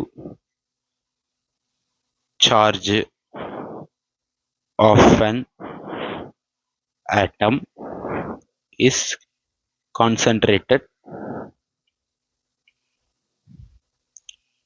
in a small region called nucleus. ஓகேவா? இது third point வந்து explain பண்ணுறேன். இது வந்து gold ஃபாயில்ப்பா. Gold ஃபாயிலில் வந்து இங்கே வந்து எக்கச்சக்க கோல்டு ஆட்டம்ஸ் இருக்கும். இந்த கோல்டு ஃபாயில் ஃபுல்லாக கோல்டு ஆட்டம்ஸ் இருக்கும். ஓகே, இப்போ இந்த கோல்டு ஃபாயில் இங்கே நடுவில் சென்ட்ரலில் நியூக்ளியஸ் இருக்கும், அதை சுற்றி எலக்ட்ரான்ஸ் இருக்கும், ரிவால்வ் ஆகிட்டு இருக்கும். அதே மாதிரி எல்லா இதுலேயும் இருக்கும். இங்கே வந்து ஒரு லட்சக்கணக்கான ஆல்ஃபா பார்ட்டிகல்ஸ் அப்படியே வருது. Most of the alpha particles அப்படியே ஸ்ட்ரைட்டாக அப்படியே ட்ராவல் ஆயிடுது. இந்த எலக்ட்ரானுக்கும் ஆல்ஃபா பார்ட்டிகலுக்கும் ரிப்பல்ஷன் கிடையாது. அது சும்மா அட்ராக்ஷன் ஆகும். இந்த அட்ராக்ட் ஆகிறது ரொம்ப மினிமலாக இருக்கும். அது லைட்டாக அட்ராக்ட் ஆகி இப்படி சல்லுன்னு அதே பாத்தில் அப்படியே ஸ்ட்ரைட்டாக போயிடும். அதை பற்றி ஒன்றும் பிரச்சனை இல்லை. சப்போஸ் அது வந்து கொஞ்சம் க்ளோஸ் அப்ரோச்சாக நியூக்ளியஸ் கிட்ட அப்ரோச் ஆச்சுன்னா இந்த பாசிட்டிவ் ரிப்பல் ஆகி ஸ்லைட் டீவியேஷன் நடக்கலாம். இப்படி இந்த கீழே பார்த்த மாதிரி இப்படி ஒரு ஸ்லைட் டீவியேஷன் நடந்து போகலாம். சப்போஸ் இங்கே ஒரு கோல்டு ஆட்டமோட நியூக்ளியஸ் இருக்கு, அப்படியே சென்டரா ஹெட் ஆன் அப்ரோச் பண்ணுதுன்னு வச்சுக்கோங்க. அப்போ இந்த இடத்துல வந்து சென்டரா ஹெட் ஆன் அப்ரோச் பண்ணும்போது இங்கே ஒரு ஹெவி ரிப்பல்ஷன் நடந்து அந்த ஆல்ஃபா பார்ட்டிகல் வந்து பவுன்ஸ் பேக் ஆகி 180 டிகிரியில் திருப்பி சுற்றி அப்படியே பின்னாடி ரிவர்ஸ் அடிச்சு போயிடும். அதுதான் வந்து தேர்ட் பாயிண்ட்ல சொல்ல வராரு. ஸோ அது மூலயமா என்ன சொல்ல வராருன்னா, பாசிட்டிவ் சார்ஜ் வந்து எல்லா இடத்துக்கும் அப்படியே அங்கங்கே ஸ்ப்ரெட் ஆகி இல்லை, ஒரு சின்ன small part of the region நியூக்ளியஸில் தான் வந்து ஸ்ப்ரெட் நியூக்ளியஸில் தான் வந்து கான்சென்ட்ரேட் ஆகிருக்கு. ஹோல் ஆட்டத்துக்கும் பாசிட்டிவ் சார்ஜ் வந்து ஸ்ப்ரெட் ஆகி இல்லை. இது வந்து தாம்சன் மாடல் வந்து ஹோல் ஆட்டம் ஃபுல்லாக பாசிட்டிவ் சார்ஜ் வந்து ஸ்ப்ரெட் ஆகியிருக்கு, அங்கங்கே எலக்ட்ரான் எம்பேர்ட் ஆகிருக்குன்னு அவர் வந்து தப்பாக சொன்னதை இவர் வந்து கரெக்ட், இந்த ஆல்ஃபா பார்ட்டிக்கல் எக்ஸ்பெரிமெண்ட் மூலயமா கரெக்ட் பண்ணி சொன்னார். ஓகேவா? ஓகே. இதை வச்சு அவர் என்ன சொன்னார், இப்போ கடைசியாக ரூதர்ஃபோர்ட் சொன்ன மாடல் என்னன்னா, இந்த சென்டரில் வந்து சென்டரில் நியூக்ளியஸில் வந்து பாசிட்டிவ் சார்ஜ் வந்து இருக்குது, அதை சுற்றி அதோட விசினிட்டியில் எலக்ட்ரான்ஸ் வந்து ரிவால்வ் ஆகிட்டு இருக்கு அப்படின்னு சொல்லி ரதர்ஃபோர்ட் முடிச்சார். ஓகேவா? ஸோ இதை வச்சு ரதர்ஃபோர்டோட நியூக்ளியர் மாடல் இருக்கு, அது மட்டும் என்னன்னு பார்த்துருவோம். The Rutherford nuclear model. Okay.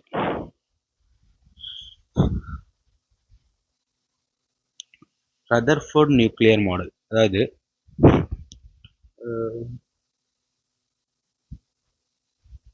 Rutherford nuclear model, அவர் வந்து ஆட்டமோட மாடல் கொடுக்கல, நியூக்ளியர் மாடல் தான் கொடுத்தாரு. அவர் அந்த நியூக்ளியர் மாடலில் என்னென்ன பாயிண்ட்ஸ்லாம் சொன்னார்னா, in general radius of an atom is equal to 10 raised to the power minus 10 meter. அதே மாதிரி in general radius of an nucleus is 10 raised to the power minus 15 meter. அது அவர் எப்படி எக்ஸ்பிளைன் பண்ணார்னா, ஒரு கிரிக்கெட் கிரவுண்டு இல்லை ஒரு பெரிய football கிரவுண்டில் நடுவில் சென்டரில் ஃபுட்பால் வச்சா அந்த கிரவுண்டையும் இந்த ஃபுட்பாலோட சைஸ் கம்பேர் பண்ணால் எப்படி இருக்கும், அதே மாதிரி தான் இவர் சொல்லுவார். அந்த கிரவுண்டுங்கிறது தான் ஆட்டம், அந்த ஃபுட்பால் அது சென்டரில் ஃபுட்பால் வச்சுருக்கோம் பார்த்தீங்களா, அதான் நியூக்ளியஸ். அவர் வந்து இப்படி கம்பேர் பண்ணி ஒரு எக்ஸாம்பிளில் சொன்னார். ஸோ இதை வச்சு ஒரு கொஸ்டின் வந்து கேட்டிருக்காங்க ஆல்ரெடி.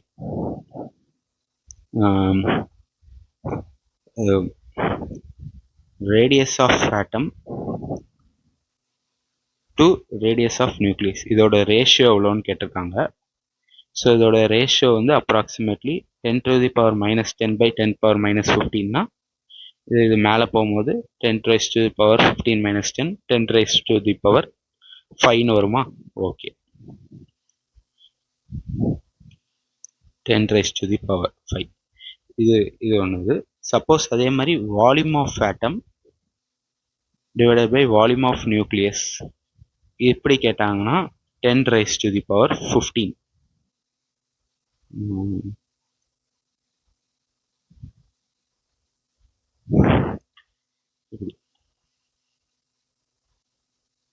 Sorry guys. ஓகேவா? 10 raised to the power 15. ஏன் 10 raised to power 15னா, வால்யூம் ஆட்டம்னா ஒரு ஸ்பெரிக்கல், நம்ம ஸ்பெரிக்கலாக அசியூம் பண்ணிக்கிட்டா வால்யூம் ஆஃப் ஸ்பியர் வந்து என்னது 4/3 πr³. அப்போ வந்து volume directly proportional to r³.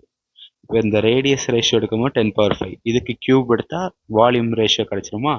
அப்போ 10⁵ கியூப் எடுத்தால் 10 raised to the power 15 வரும். அதான், வேற எதுவும் இல்லை. ஓகே, இந்த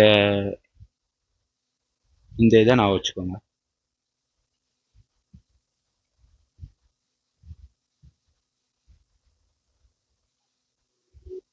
ஒழுங்காக ஸ்கொயர் விட மாட்டேங்கி. ஸோ சரி, இந்த ரேடியஸ் இந்த ரேஷியோவும் வந்து நான் வச்சுக்க ட்ரை பண்ணுங்க. ஓகேவா? ஓகே, இது வந்து ஃபர்ஸ்ட் பாயிண்ட். செகண்ட் வந்து என்ன சொன்னார்னா, ஹோல் பாசிட்டிவ் சார்ஜ், இந்த ரேடியஸ் ஆஃப் ஆட்டம், இந்த radius of நியூக்ளியஸுக்கு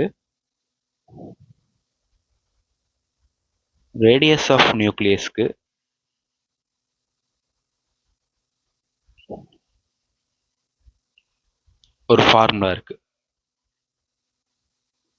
radius of nucleus r is equal to r0 a raised to the power 1/3, where R naught is equal to 1.33 FM femtometer or 1.33 into 10 raised to the power minus 15 metre. அதாவது இதுக்கு என்ன அர்த்தம்னா, suppose வந்து உங்களுக்கு வந்து ஒரு ஏதாவது ஒரு நியூக்ளியஸோட இப்போ சப்போஸ் ஃபார் எக்ஸாம்பிள் இது வந்து ஒரு ஃபார்முலா, எக்ஸாம்பிள் ஒரு கொஸ்டின் வந்து கேட்குறாங்கன்னு வச்சுக்கோங்க, ரேடியஸ் ஆஃப் ஹீலியம் நியூக்ளியஸ் அப்படின்னு கேட்டாங்கன்னு வச்சுக்கோங்களேன். இப்படி ஒரு கொஸ்டின் கேட்காங்க, நமக்கு ஆல்ரெடி தெரியும் ஹீலியமோட மாஸ் நம்பர் வந்து 4, அட்டாமிக் நம்பர் 2. வேறு இங்கே ஏ வந்து என்னன்னா மாஸ் நம்பர்.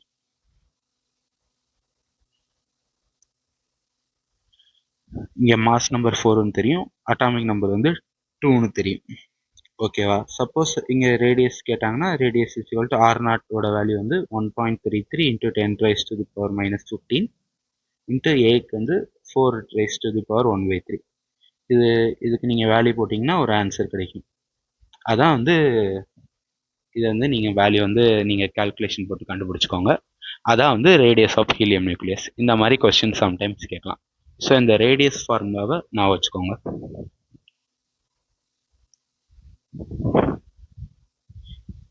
இதோட டெரிவேஷன் வந்து உங்களுக்கு வந்து ஃபிசிக்ஸில் நடத்துவாங்க. ஓகேவா? இப்போதைக்கு போனால் அது ரொம்ப டீட்டெயில், அது அவசியமும் இல்லை கெமிஸ்ட்ரி பொறுத்த வரைக்கும். இது மட்டும் நான் வச்சுக்கோங்க, சம்ஸ் சால்வ் பண்ணலாம். ஓகே, அடுத்து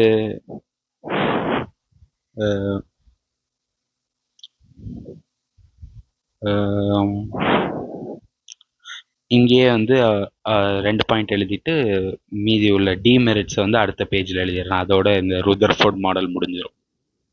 ஸோ இதுக்கு ரேடியஸ்க்கான வேல்யூ மட்டும் நீங்கள் உங்கள் ஹோமில் போய் அப்புறமாட்டி கிளாஸ் முடிஞ்சதுக்கப்புறம் எழுதி பாருங்கள். ஓகே, அடுத்த பாயிண்ட் வந்து நம்ம ஆல்ரெடி பார்த்த பாயிண்ட் தான். இந்த whole positive charge is concentrated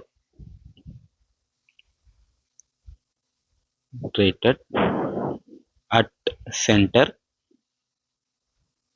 called nucleus.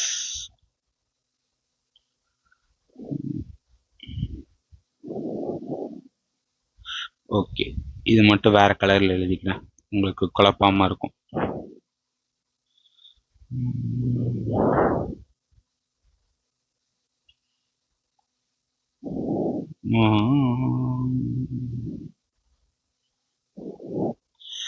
உங்களுக்கு இந்த சாப்டர் போர் அடிக்கிற மாதிரி ஃபீல் ஆகலாம். ஏன்னா வந்து இது கொஞ்சம் இன்ட்ரெஸ்டிங் கிடையாது, ஒத்துக்கிறேன். இது ஃபுல்லாக அப்படியே ட்ரை சாப்டர், ஒரே தியரியாக தான் போகும். வேற வழி இல்லை, நம்ம இதை ஞாபகம் வச்சுக்க வேண்டியது, சில இது ஞாபகம் வச்சுக்கிட்டு தான் வேண்டியதுதான் ஆகணும். இந்த இம்பார்ட்டன்ட் பாயிண்ட்ஸ் இதெல்லாம் வந்து இந்த 1, 2, 3 இந்த 3 பாயிண்ட் வந்து இம்பார்ட்டன்ட். இதை மேக்ஸிமம் ஞாபகம் வச்சுக்க ட்ரை பண்ணுங்க. இந்த ஃபார்முலா அதுக்கு வந்து இப்படி போடணும். ஓகே, அடுத்த ஃபைனல் பாயிண்ட் வந்து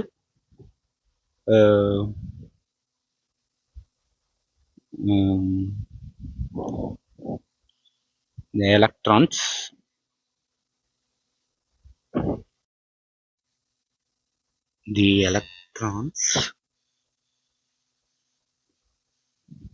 are revolving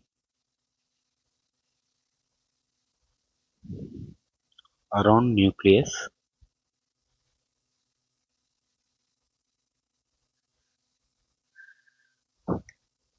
in different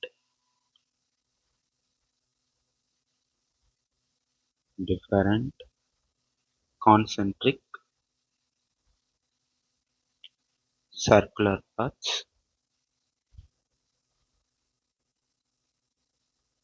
called orbits. இந்த ஃபர்ஸ்ட் இந்த ஆர்பிட், இந்த கான்செப்ட்லாம் கொண்டு வந்தது வந்து ரதர்ஃபோர்ட் தான். ஓகேவா? Very high speed. செகண்ட் பாயிண்ட்ல என்ன சொல்ல வர்றாருன்னா, இந்த ஒரு நான் இங்கே ரஃபா இதை வச்சு வரேன். ஒரு ஆட்டம்னு எடுத்துக்கிட்டோம்னா அதோட பாசிட்டிவ் சார்ஜ், அதாவது நியூக்ளியஸ், அது வந்து சென்டரில் இப்படி கான்சென்ட்ரேட் ஆகிருக்கும். அதை சுற்றி எலக்ட்ரான் வந்து இப்படி ஒரு ஒரு ஷெல், ஒரு ஆர்பிட்டில் வந்து இப்படி எலக்ட்ரான் வந்து இப்படியே சுற்றிட்டே சர்க்குலர் பாத்தில் ரிவால்வ் ஆகி சுற்றிட்டு இருக்குன்னு சொல்லி இந்த ரதர்ஃபோர்ட் மாடல் வந்து கண்டுபிடிச்சு சொன்னார். இந்த பேஸ்ட் ஆன் திஸ் எக்ஸ்பெரிமெண்ட், இந்த எக்ஸ்பெரிமெண்ட் பார்த்தோம் இல்லையா, இதை வச்சு அவர் சொன்னார் நியூக்ளியஸ் வந்து சென்டரில் கான்சென்ட்ரேட் ஆகிருக்கு, அதை சுற்றி எலக்ட்ரான்ஸ் வந்து ஒரு விதவிதமான ஆர்பிட்ஸ். ஹைட்ரஜனுக்கு ஒரே ஒரு ஆர்பிட் தான் இருக்கும், அதில் ஒரு எலக்ட்ரான் மட்டும் இப்படி சுற்றிட்டு இருக்கும். லைக் வேறு ஏதாவது நைட்ரோஜன் எடுத்துக்கிட்டிங்கன்னா நைட்ரோஜனோட நியூக்ளியஸ் இங்கே இருக்கும், அதை சுற்றி ஒரு 5-6 ஆர்பிட் இருக்கும், 2-3 ஆர்பிட் இருக்கும். அதில் வந்து எலக்ட்ரான்ஸ், சாரி 2 ஆர்பிட் தான் இருக்கும், அதில் வந்து எலக்ட்ரான்ஸ் வந்து இப்படி ரிவால்வ் ஆகிட்டு இருக்கும். அதுதான் அவர் வந்து செகண்ட் பாயிண்ட்ல சொல்ல வர்றாரு. ஆர்பிட்ஸுங்கிற கான்செப்ட் கொண்டு வந்தது வந்து ரதர்ஃபோர்ட். ஆட்டம், ஒரு நியூக்ளியஸை சுற்றி ஒரு டிஃப்ரெண்ட் கான்சென்ட்ரிக் சர்க்குலர் பார்ட்ஸ் இருக்குது, அது வந்து ஆர்பிட்ஸ், அதில் தான் எலக்ட்ரான் வந்து ரிவால்வ் ஆகுதுங்கிறத சொல்ல வர்றாரு. ஓகேவா? சரி, ஓகே. இப்போ நம்ம அங்கே மெரிட்ஸ் டிமெரிட்ஸ் பார்த்த மாதிரி இது ரெண்டும் அவரோட மெரிட்ஸ். இப்போ டிமெரிட்ஸ் பார்க்க போகிறோம்.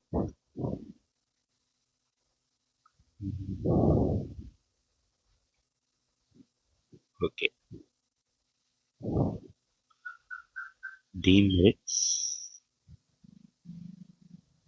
demerits or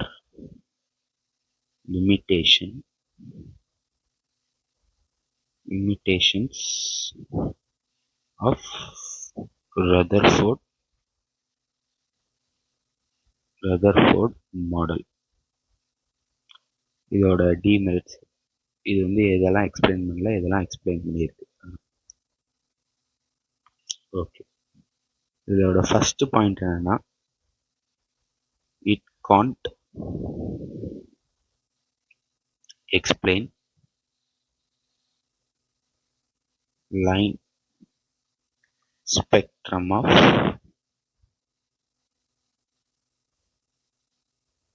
hydrogen. பின்னாடி லைன் ஸ்பெக்ட்ரம்னா என்னன்னு பார்ப்போம். ஸ்பெக்ட்ரம்னா என்ன, அதெல்லாம் என்ன அப்படிங்கிறது பின்னாடி பார்ப்போம். இது வந்து ஒரு இம்பார்ட்டண்ட்டான பாயிண்ட், நான் வச்சுக்கோங்க. இந்த ஃபர்ஸ்ட் பாயிண்ட் வச்சுன்னா போர் வந்து செகண்ட் போர் மாடல் வரும். அவர் வந்து இந்த லைன் ஸ்பெக்ட்ரம் தான் கண்டுபிடிச்சிருப்பார், போர் மாடல். மொத்தம் 2 பாயிண்ட் தான். இன்னொரு பாயிண்ட் என்னன்னா, இது கொஞ்சம் இம்பார்ட்டண்ட்டான பாயிண்ட், இன்ட்ரெஸ்டிங்கான பாயிண்ட். அது என்னன்னா, அக்கார்டிங் டு மேக்ஸ்வெல், டிமெரிட்ஸ் மட்டும் இப்படி ஹைலைட் பண்ணி எழுதிடுறேன். Demerits or limitations of Rutherford model. ஓகேவா? அக்கார்டிங் டு மேக்ஸ்வெல்ங்கிறது ஒரு பிசிசிஸ்ட், ஒரு சயின்டிஸ்ட் மாதிரி. அவர் வந்து என்ன சொன்னார்னா, when a charge particle undergoes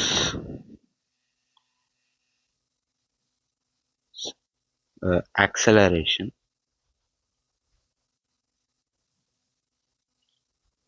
it emits energy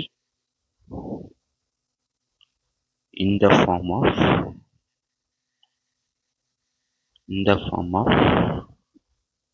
EM waves. EM wavesனா மேலே எழுதுறேன். EMனா எலக்ட்ரோமேக்னெட்டிக் வேவ்ஸ்.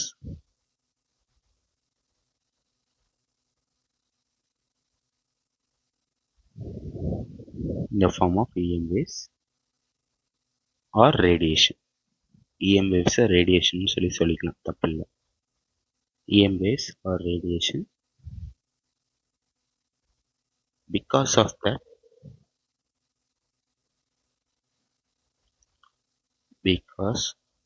that இப்போ ஒரு இது வந்து எலக்ட்ரான் வந்து சுற்றிக்கிட்டே இருக்கும் போது வந்து இப்போ வந்து ஒரு உதாரணத்துக்கு சொல்லப்போனால் இது ஒரு நியூக்ளியஸ் இருக்குது. இதை சுற்றி ஒரு ஆர்பிட் ஒன்று இருக்குது. நான் இதிலே வரைஞ்சிடுறேன். இது ஒரு இந்த ஒயிட் கலரில் வரைஞ்சிருக்கிறது வந்து நியூக்ளியஸ். ஓகேவா?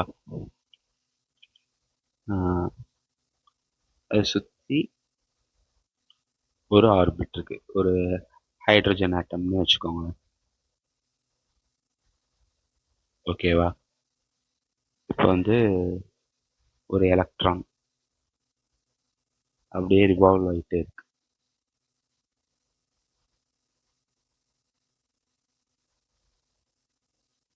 இப்போ ஒரு ஒரு பார்ட்டிக்கல், ஏதாவது ஒரு பார்ட்டிக்கல் வந்து சர்க்குலர் மோஷனில் போச்சுன்னா அதுக்கு வந்து அதை நோக்கி சென்டரில் வந்து ஒரு சென்ட்ரிபிட்டல் ஆக்சலரேஷன் வந்து ஆக்ட் ஆகும். அது எப்போவுமே சென்டர் நோக்கி டைரக்ஷனில் இருக்கும். ஒரு எப்படி எந்த பார்ட்டிக்கலாக இருந்தாலும் பரவாயில்ல, அது வந்து ஒரு சர்க்குலர் மோஷனில் சுற்றுச்சுன்னா அதுக்கு வந்து ஒரு ஆக்சலரேஷன் இருக்குதுன்னு அர்த்தம். அந்த ஆக்சலரேஷன் வந்து அந்த சென்டர் ஆஃப் த சர்க்கிள் நோக்கி இருக்கும். அந்த ஆக்சலரேஷன் பேர் சென்ட்ரிபிட்டல் ஆக்சலரேஷன். இது வந்து ஃபிசிக்ஸ் கான்செப்ட், இது மட்டும் நான் வச்சுக்கிட்டா போதும். ஸோ அப்போ எலக்ட்ரான் சுற்றும் போது சென்டர் நோக்கி ஒரு ஆக்சலரேஷன் ஆக்ட் ஆகுது, அதுதான் வந்து centripetal acceleration. So according to Maxwell, ஏதாவது ஒரு சார்ஜ் பார்ட்டிகல் வந்து ஒரு ஆக்சலரேஷனில் இருந்துச்சுன்னா அது வந்து energy or EM waves emit பண்ணும். இஎம் வேவ்ஸுங்கிறது ஒரு nothing but an energy. So energy release பண்ணும்போது எனர்ஜி ரிலீஸ் பண்ணால் வந்து அந்த அந்த எலக்ட்ரானோட கைனட்டிக் எனர்ஜி லாஸ் ஆயிடுச்சுன்னா அதோட மூவ்மெண்ட் வந்து நின்றும். ஸோ அதோட மூவ்மெண்ட் நின்றுச்சுன்னா அல்டிமேட்டாக இந்த நியூக்ளியஸுங்கிறது பாசிட்டிவ் சார்ஜ், அந்த எலக்ட்ரான் வந்து நெகட்டிவ் சார்ஜ். ஸோ அந்த பாசிட்டிவும் நெகட்டிவும் அட்ராக்ட் ஆகி அந்த எலக்ட்ரான் வந்து நியூக்ளியஸ்குள்ளேயே விழுந்துடும். அதுக்கப்புறம் நியூக்ளியஸ்குள்ளே விழுந்துட்டா அதுக்கப்புறம் நம்ம ஆட்டாமிக் மாடல்லாம் வேஸ்ட் ஆச்சு, ஆட்டம் ஸ்டேபிள்னு சொல்ல முடியாதுல்ல. ஸோ இது வந்து ஒரு மெயினான drawback of Rutherford model. So இது உதாரணத்துக்கு வேற ஒரு எக்ஸாம்பிள் வச்சு சொல்லணும்னா, இதே வந்து எங்கள் ஸ்கூலில் சொல்லி கொடுத்தாங்க. இப்போ நீங்கள் வந்து ஒரு பெரிய கிரவுண்டு, அதை சுற்றி சென்டரில் ஓடிட்டே இருக்கீங்க. ஓடிட்டே இருக்கும்போது உங்களுக்கு வந்து அப்படியே எனர்ஜி வேஸ்ட் ஆகிடும். எனர்ஜி வேஸ்ட் ஆனோடனே அப்படியே ஃபஸ்ட்டு அப்படியே பெரிய ரவுண்டாக சுற்றுவீங்க. அப்படியே போக போக போக போக சின்ன ரவுண்டாக சுற்றி சுற்றி கடைசியில் அந்த கிரவுண்டோட சென்டரில் வந்து விழுந்துருவீங்க. அதே கான்செப்ட் தான் இங்கே உங்களுக்கு புரிஞ்சிருக்கும்னு நினைக்கிறேன். தான் ஒரு செகண்ட் பாயிண்ட்ல சொல்ல வர்றாரு.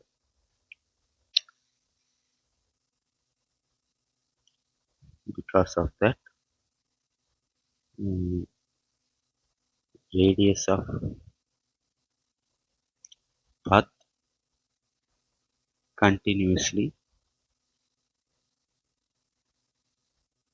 decreased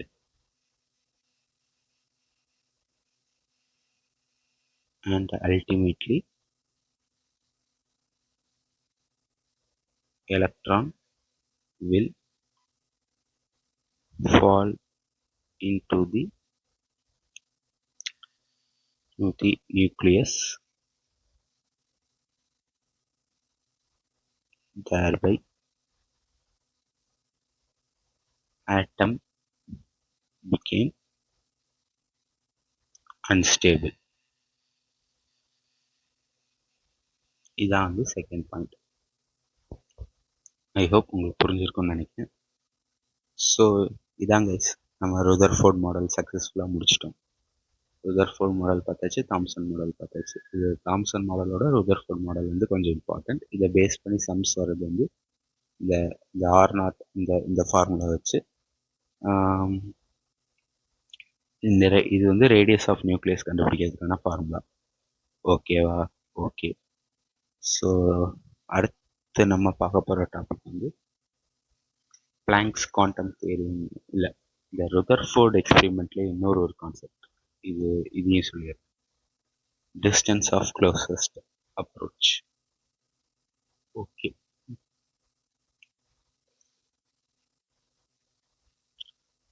Distance of closest approach.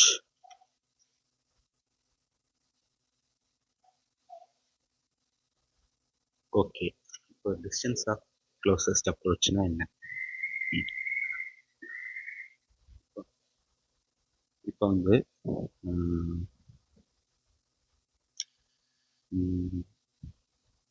இது வந்து ஒரு ஆல்ஃபா பார்ட்டிகல். ஆல்ஃபா பார்ட்டிகலுக்கு வந்து சார்ஜ் என்ன? +2e.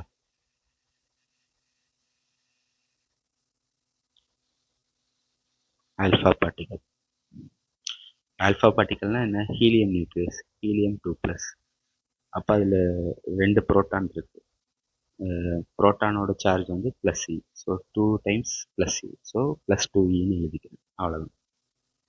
ஓகே, அதாவது ஆல்ஃபா பார்ட்டிகளோட சார்ஜ் வந்து 2 × 1.6 × 10⁻⁻19 கூலும் ப்ளஸ் பாசிட்டிவ் சார்ஜ். ஏன்னா பிகாஸ் ஆஃப் அது வந்து எலக்ட்ரான் சைடில் வெறும் புரோட்டான்ஸ் மட்டும்தான் இருக்குது. ஓகே, அதை 2eன்னு மென்ஷன் பண்ணிக்கிறேன். ஏன்னா வந்து E = 1.6 × 10⁻⁻19 கூலும். இதை வந்து எப்போவுமே நான் வச்சுக்கணும். ஓகே, அப்புறம்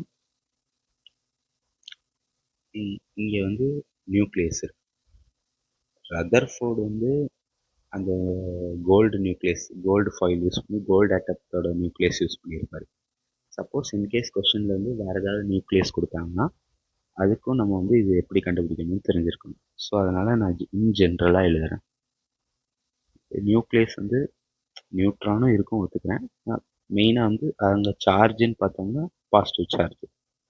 அதனால் இப்போ வந்து நியூட்ரானில் எவ்வளோ அமௌண்ட் ஆஃப் பாசிட்டிவ் சார்ஜ் இருக்கிறத வந்து அட்டாமிக் நம்பர் ஜெட்டை வச்சு தான் நம்மளால் சொல்ல முடியும். ஏன்னா வந்து இப்போ ஹைட்ரஜன் ஆட்டமில் ஒரு புரோட்டானுக்கான சார்ஜ் வந்து E +E. இப்போ சப்போஸ் நைட்ரஜனுக்கு அட்டாமிக் நம்பர் வந்து 7. அப்போ அதுக்கு என்ன அர்த்தம்? 7 புரோட்டான்ஸ் இருக்குது. அப்போ நம்ம அதுக்கு வந்து சார்ஜ் எவ்வளோ? 7 × Eன்னு எழுதுவோமா? அவ்வளோ சார்ஜ் வந்து நியூக்ளியஸில் இருக்குமா? ஸோ அதனால் இப்போ நான் நியூக்ளியஸோட சார்ஜ் வந்து +ZEன்னு எழுதுகிறேன். உங்களுக்கு புரிஞ்சிருக்கும்னு நினைக்கிறேன். இங்கே சப்போஸ் ஆக்சிஜனோட நியூக்ளியஸ் சார்ஜ் கண்டுபிடிக்கணும்னா ஆக்சிஜனோட அட்டாமிக் நம்பர் வந்து 8. அப்போ இப்போ எவ்வளோ புரோட்டான்ஸ் இருக்கும்? 8 புரோட்டான்ஸ் இருக்கும். ஒரு புரோட்டானுக்கு சார்ஜ் E. அப்போ 8 புரோட்டான்ஸுக்கு சார்ஜ் வந்து 8E. அதே கான்செப்ட் தான். ஸோ இது வந்து ஏதோ ஒரு ஆட்டம், நமக்கு எந்த ஆட்டம்னு தெரியாது. கொஸ்டினில் வந்து கொடுத்துருவாங்க Z வேல்யூ என்னன்ட்டு.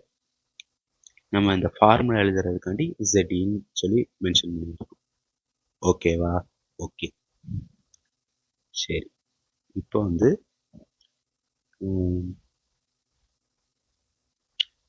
இந்த ஆல்ஃபா பார்ட்டிகல் வந்து அப்படியே இதை நோக்கி போகுது, இந்த நியூக்ளியஸை நோக்கி போகுது.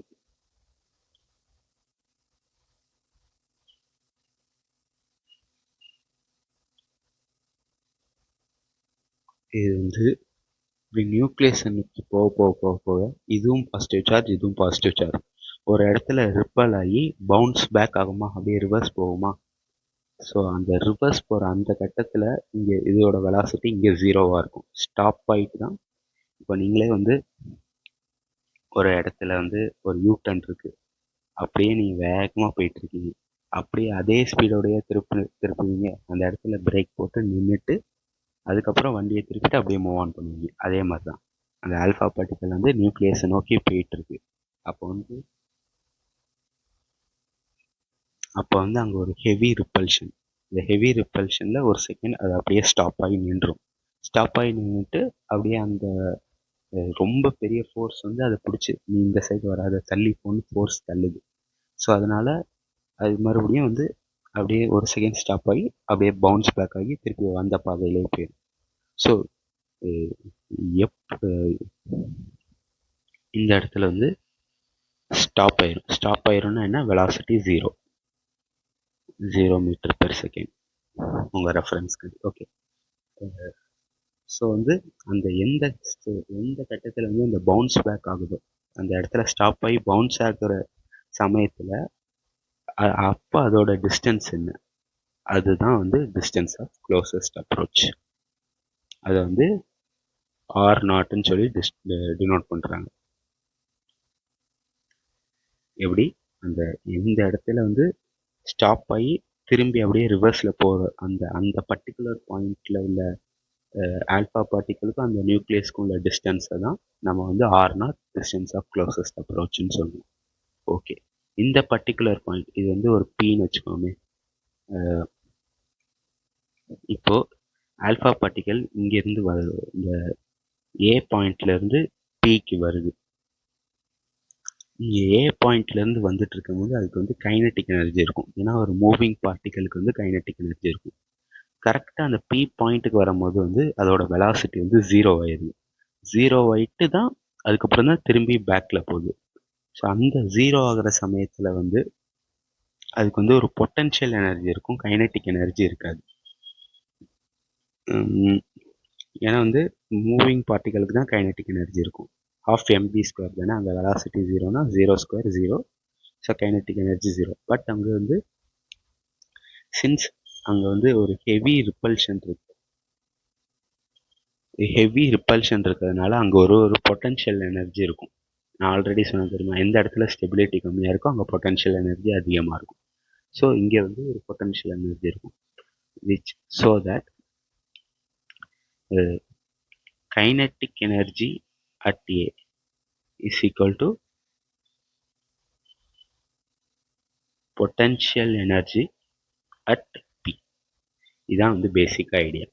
ஏன்னா வந்து எனர்ஜி வந்து கன்சர்வ். ஏன்னா இங்கே வந்து எலக்ட்ரிக் ஃபோர்ஸ் தான் வந்து அதை பிடிச்சி பின்னாடி தள்ள பார்க்குது, பவுன்ஸ் பேக் அடிக்க பின்னாடி தள்ள பார்க்குது. எலக்ட்ரிக் ஃபீல்டு ஃபோர்ஸ் வந்து கன்சர்வேட்டிவ் ஃபோர்ஸ். ஸோ அதனால எனர்ஜி வந்து நம்ம வந்து கன்சர்வ் பண்ணலாம். அந்த ஏ இடத்துல வந்து அதுக்கு எவ்வளோ கைனட்டிக் எனர்ஜி வச்சு மூவ் ஆச்சோ இந்த பி இடத்துல வந்து 0 ஆயிரும். ஏன்னா வந்து வெலாசிட்டி 0 ஆயிரும். ஏன்னா ஒரு செகண்ட் நின்றுட்டு தான் பின்னாடி திரும்பும். அந்த இடத்துல ஆனால் பொட்டன்ஷியல் எனர்ஜி இருக்கும், சின்ஸ் வந்து ஒரு ரிப்பல்ஷன் இருக்கிறதுனால. ஆனால் அங்கே கைனட்டிக் எனர்ஜி இருக்காது. சின்ஸ் இந்த மொத்த சிஸ்டம் இந்த இது ஒரு சிஸ்டமாக வச்சு பார்த்தா இந்த இடத்துல வந்து எனர்ஜி வந்து கான்ஸ்டண்ட்டாக இருக்கணும். ஏன்னா வந்து இது வந்து கன்சர்வேட்டிவ் ஃபோர்ஸ் மட்டும்தான் ஆக்ட் ஆகுது. ஸோ அதனால எனர்ஜி கன்சர்வாக இருக்கிறதுனால இந்த இடத்துல உள்ள கைனட்டிக் எனர்ஜி அப்படியே இந்த இடத்துல பொட்டன்ஷியல் எனர்ஜி ஆயிரும்.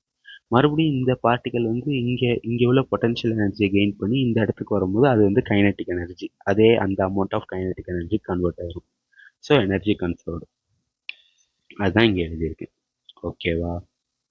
Okay. So kinetic energy formula என்ன? half mv ஸ்கொயரா? ஓகே.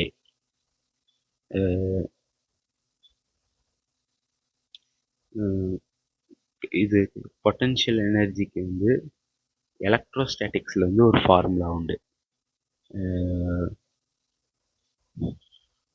வேறு கலரில் எழுதுகிறேன். For charged particles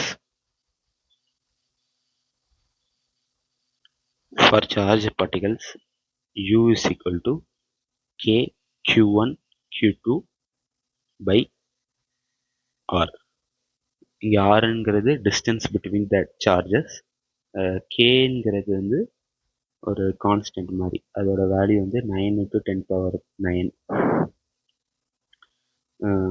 Newton metre square per coulomb square. இதுதான் யூனிட் கேவோட வேல்யூ. ஓகேவா? இது வந்து ஒரு ஃபார்முலா எலக்ட்ரோஸ்டாட்டிக்ஸில் பிடிப்பீங்க. ஸோ அந்த ஃபார்முலாவை நம்ம இங்கே அப்ளை பண்ணணும். கே அப்படியே இருக்கட்டும்.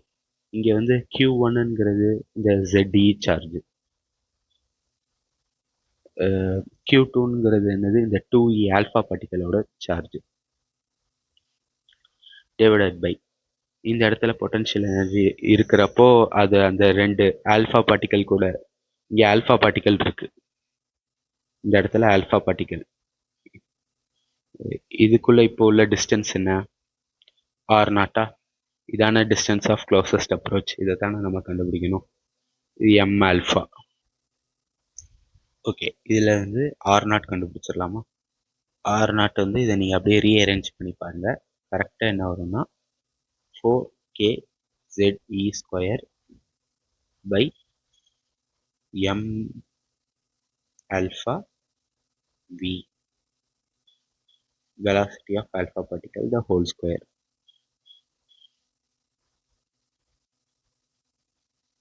This is the ultimate formula. இது வந்து 4 சரிங்களா? இது ரீஅரேஞ்ச் பண்ணி பாருங்கள், இந்த ரிசல்ட் வரும். இதுதான் வந்து டிஸ்டன்ஸ் ஆஃப் க்ளோசஸ்ட் அப்ரோச்சுக்கான ஃபார்முலா. நான் வச்சுக்கோங்க, இல்லை மேலே உள்ள இந்த கான்செப்ட் தெரிஞ்சிருச்சுன்னா டெரைவ் பண்ணி நீங்களே போட்டுடலாம். ஓகே. ஸோ இன்கேஸ் சப்போஸ் நமக்கு ஆல்ரெடி இந்த மாஸ் ஆஃப் ஆல்ஃபா பார்ட்டிகல் நமக்கு என்ன தெரியும், 4 AMUன்னு தெரியுமா? அப்போது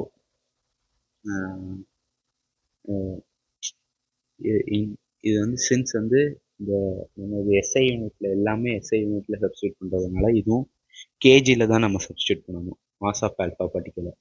ஸோ இது வந்து 4 × 1.66 × 10⁻⁻27 கிராம்ஸ்னு எழுதிக்கலாமா? ஓகே. கிராம்ஸை கிலோகிராம்ஸாக மாற்றணும்னா என்ன பண்ணணும், இன்ட்டு 10⁻³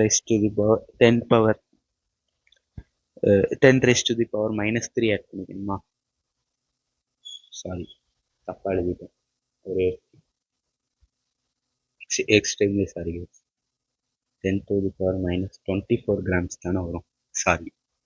ஸோ இதை கேஜி ஆகணும்னா இந்த கேஜியாக மாற்றணும்னா இன்ட்டு 10⁻³ வந்து மல்டிப்ளை பண்ணணுமா? அப்போ நீங்கள் மல்டிப்ளை பண்ணிங்கன்னா என்ன வரும், 4 × 1.66 × 10⁻⁻27 கேஜி வரும். ஸோ வந்து நீங்கள் மாஸ் ஆஃப் ஆல்ஃபா பார்ட்டிகளுக்கு பதிலாக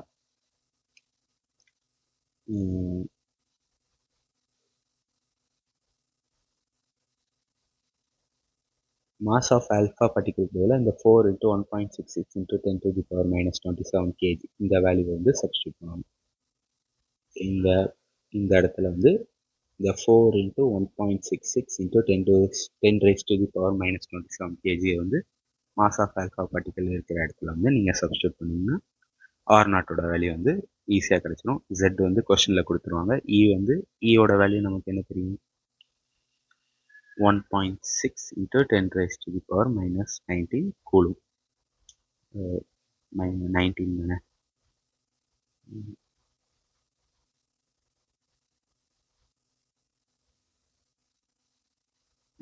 கூலும். இது வந்து ஆல்ரெடி தெரியும். கேயோட வேல்யூ வந்து 9 × 10⁻⁹ newton metre square per coulomb square. Velocity கொடுப்போம். மாஸ் ஆஃப் ஆல்ஃபா பார்ட்டிகல் வந்து 4 × 1.66 × 10⁻⁻27 கேஜி. கேயோட வேல்யூ 9 × 10⁻9.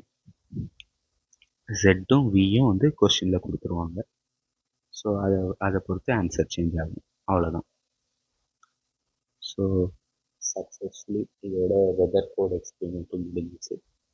ஸோ இன்னும் ஒரே ஒரு கான்செப்ட் மட்டும் பார்த்துட்டு நம்ம இன்னைக்கான கிளாஸ் முடிச்சுக்கலாம்.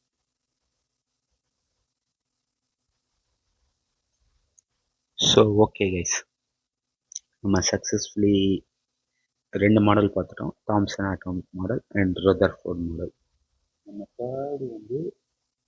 நம்ம தேர்டு பார்க்க போகிற மாடல் வந்து Bohr model. But Bohr model பார்க்குறதுக்கு முன்னாடி நமக்கு வந்து சில இம்பார்ட்டன்ட் கான்செப்ட்ஸ் தெரிஞ்சிருக்கணும். Like Planck's quantum theory, light, photoelectric effect, அதெல்லாம் தெரிஞ்சிருந்தால் தான் நமக்கு வந்து போர்ஸ் மாடல் வந்து புரியும். ஸோ அதனால தான் வந்து என்சிஆர்டியில் வந்து போர்ஸ் மாடல் சொல்கிறதுக்கு முன்னாடி பிளாங்க்ஸ் குவாண்டம் தியரியும் ஃபோட்டோ எலக்ட்ரிக் எஃபெக்டும் வந்து எக்ஸ்பிளைன் பண்ணியிருக்காங்க. இது வந்து ஃபிசிக்ஸ்லேயும் இருக்குது. பட் வந்து நமக்கு போர் மாடல் ஏன்னா Bohr model is based on particle nature of light. அது வந்து எக்ஸ்பிளைன் பண்ணுறது வந்து பிளாங்க்ஸ் குவாண்டம் தியரியும் ஃபோட்டோ எலக்ட்ரிக் எஃபெக்டும். ஸோ வந்து நம்ம போர் மாடல் பார்க்கணும்னா இந்த பிளாங்க்ஸ் குவாண்டம் தியரி தெரிஞ்சிருக்கணும். ஸோ வந்து அதனால தான் நம்ம வந்து இப்போ பிளாங்க்ஸ் குவாண்டம் தியரி பார்க்க போகிறோம். இதோட இன்னைக்கு கிளாஸ் முடிச்சுக்கலாம். நம்ம நெக்ஸ்ட் கிளாஸ்ல இருந்து நம்ம வந்து இந்த ஃபோட்டோ எலக்ட்ரிக் எஃபெக்ட் பார்த்துட்டு போர்ஸ் மாடல் போகணும். ஸோ இது முடித்தாலே இன்றைக்கி வந்து ஓரளவுக்கு 2 hours கிட்ட ஆயிடும். ஸோ அதனால தான். Okay,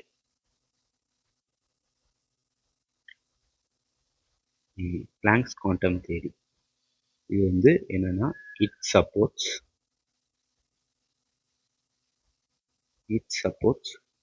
particle nature of light. Planck's quantum theory வந்து பார்ட்டிக்கல் நேச்சர் ஆஃப் லைட்டை எக்ஸ்பிளைன். அது பார்ட்டிக்கல் நேச்சர்னா என்னன்னு பின்னாடி எக்ஸ்பிளைன் பண்ணுறேன். Energy is transmitted in the form of small packets. Small packets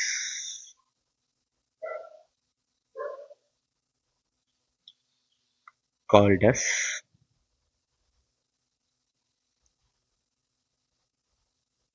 quanta. Okay, so இப்போ வந்து எக்ஸாம்பிள் மூலமா இது தெளிவாக பார்ப்போம். ஃபார் எக்ஸாம்பிள் இது வந்து ஒரு லைட் சோர்ஸ்ன்னு வச்சுக்கோங்க, ஒரு பல்ப் மாதிரி.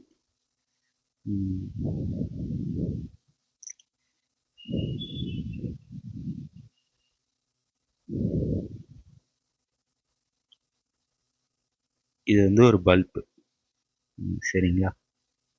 நம்ப முடியாத மாதிரி தான் இருக்கும், இருந்தாலும் நம்பிக்கை. ஓகே, இப்போ பல்ப் வந்து லைட் எமிட் பண்ணும். லைட் வந்து எப்படி ஒரு ரேடியேஷன் தானே, ஸோ அதை நான் வந்து இப்படி வரைஞ்சிக்கிறேன்.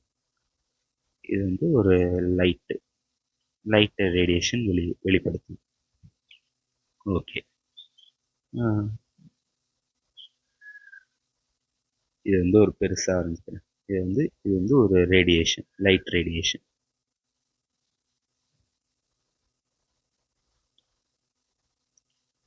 ரேடியேஷன். ஸோ இப்போ பிளாங்க்ஸ் குவாண்டம் தியரி என்ன செய்யணும்னா, ஒரு பிற்காலத்தில் வந்து ஒரு பெரிய சண்டை நடந்துட்டு இருந்துச்சு. லைட்டுக்கு வந்து பார்ட்டிக்கல் நேச்சரா வேவ் நேச்சரான்ட்டு.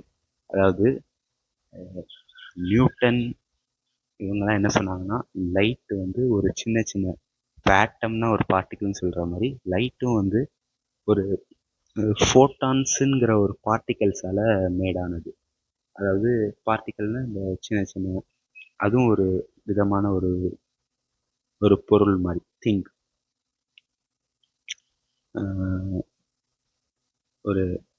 ஒரு சின்ன சின்ன பார்ட்டிகல்ஸால் உருவானது தான் வந்து லைட்டு.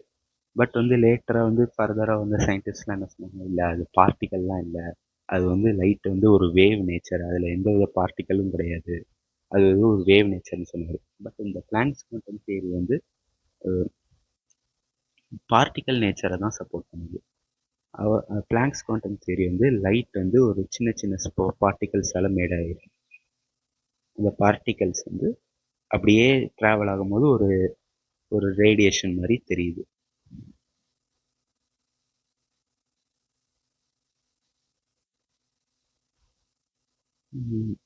இந்த பார்ட்டிகல்ஸ் தான் வரைகிறேன்.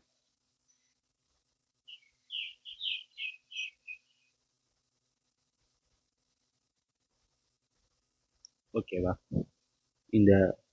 இந்த பார்ட்டிகல்ஸோட இந்த ஒரு பார்ட்டிக்கலோட பேர் வந்து குவாண்டம். இதை ஃபர்தராக இந்த ஒரே ஒரு லைட் ரேடியேஷனில் உள்ள அத்தனை பார்ட்டிகல்ஸையும், இந்த அத்தனை ஆல் டுகெதர், அந்த ஒரு ரேடியேஷன் உள்ள அத்தனை பார்ட்டிகலையும் ஆல் டுகெதரா கால்ட் அஸ் குவாண்டா. எல்லாத்தையும் சேர்த்து வச்சு சொன்னா குவாண்டா, இந்த சிங்கிளா சொன்னா குவாண்டம். இது வந்து in general for any radiation, பல்புக்குன்னு மட்டும் இல்லை. இதை மாற்றி சொல்லியிருக்கணும், தப்பு பண்ணிட்டேன். இது உதாரணத்துக்கு ஒரு ரேடியேஷன் எமிட்டர்னு வச்சுக்கலாம்.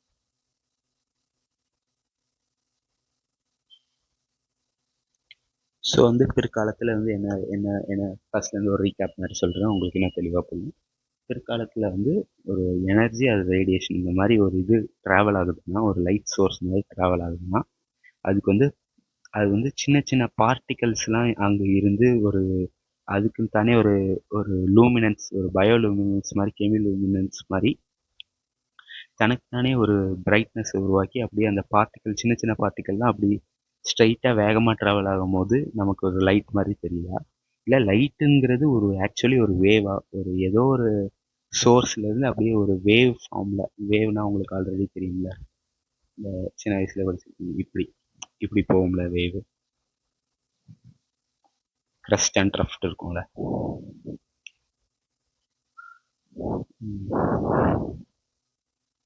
இப்படி இப்படி இப்படி வேவ் நேச்சராக லைட்டு ட்ராவல் ஆகி போதா, இல்லை சின்ன சின்ன பார்ட்டிகல்ஸ்லாம் அப்படியே ஒரு ஸ்ட்ரைட் லைனில் இப்படி கர்வியாக இல்லை ஸ்ட்ரைட்டாக போகும்போது இந்த மாதிரி ஒரு லைட்டுங்கிற ஒரு சென்ஸ் வருதா?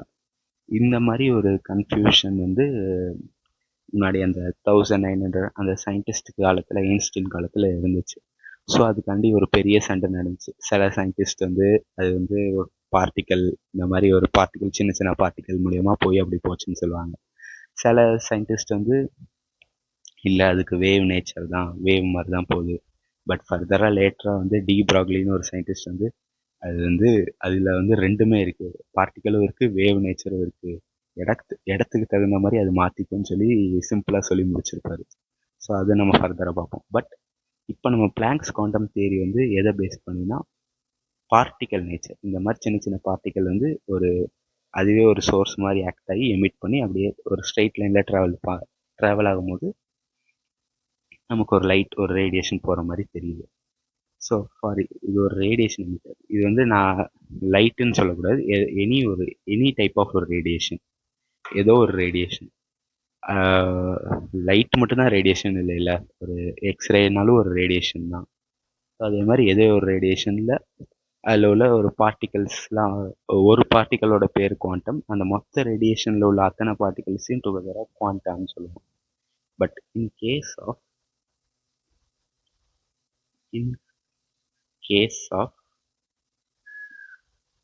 light radiation, especially light radiationக்கு மட்டும் இந்த தி ஸ்மால் பாக்கெட்ஸ் வந்து, these small packets are called as photons.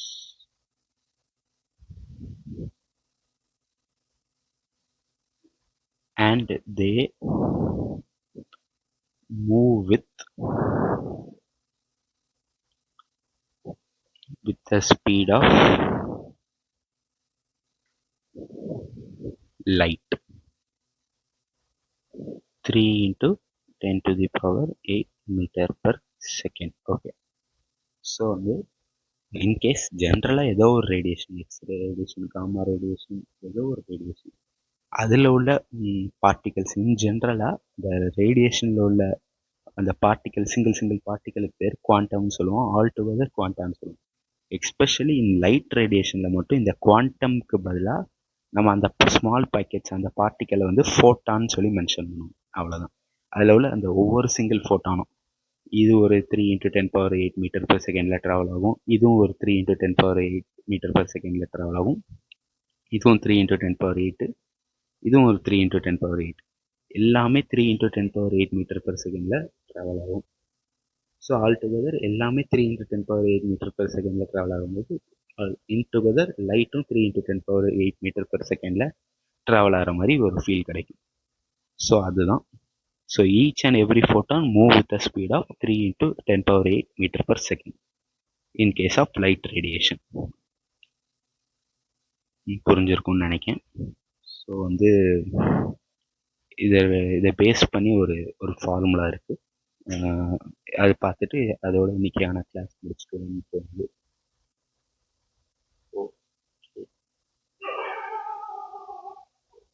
So வந்து அது என்னன்னா,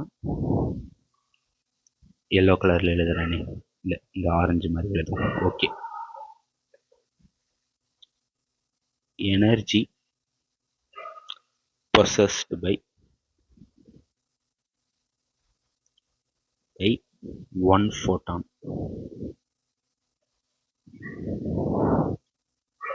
E is equal to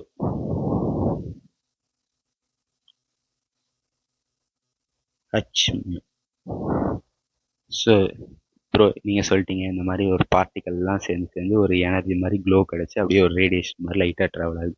அந்த ஒரு எனர்ஜியோட வேல்யூ தான் என்னன்னு கேட்டிங்கன்னா அதுக்கான ஃபார்முலா தான் E is equal to h mu, where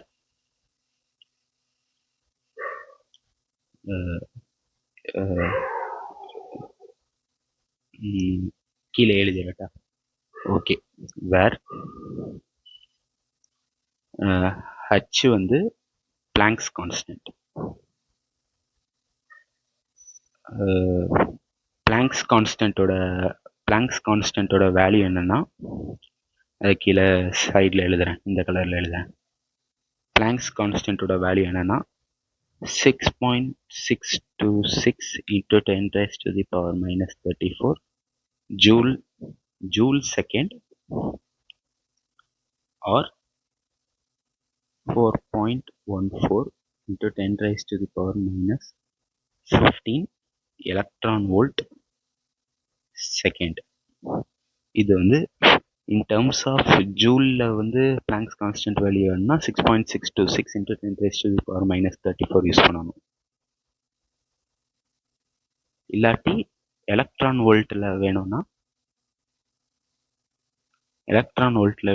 4.14 into 10 raised to the power minus 15 electron volt second.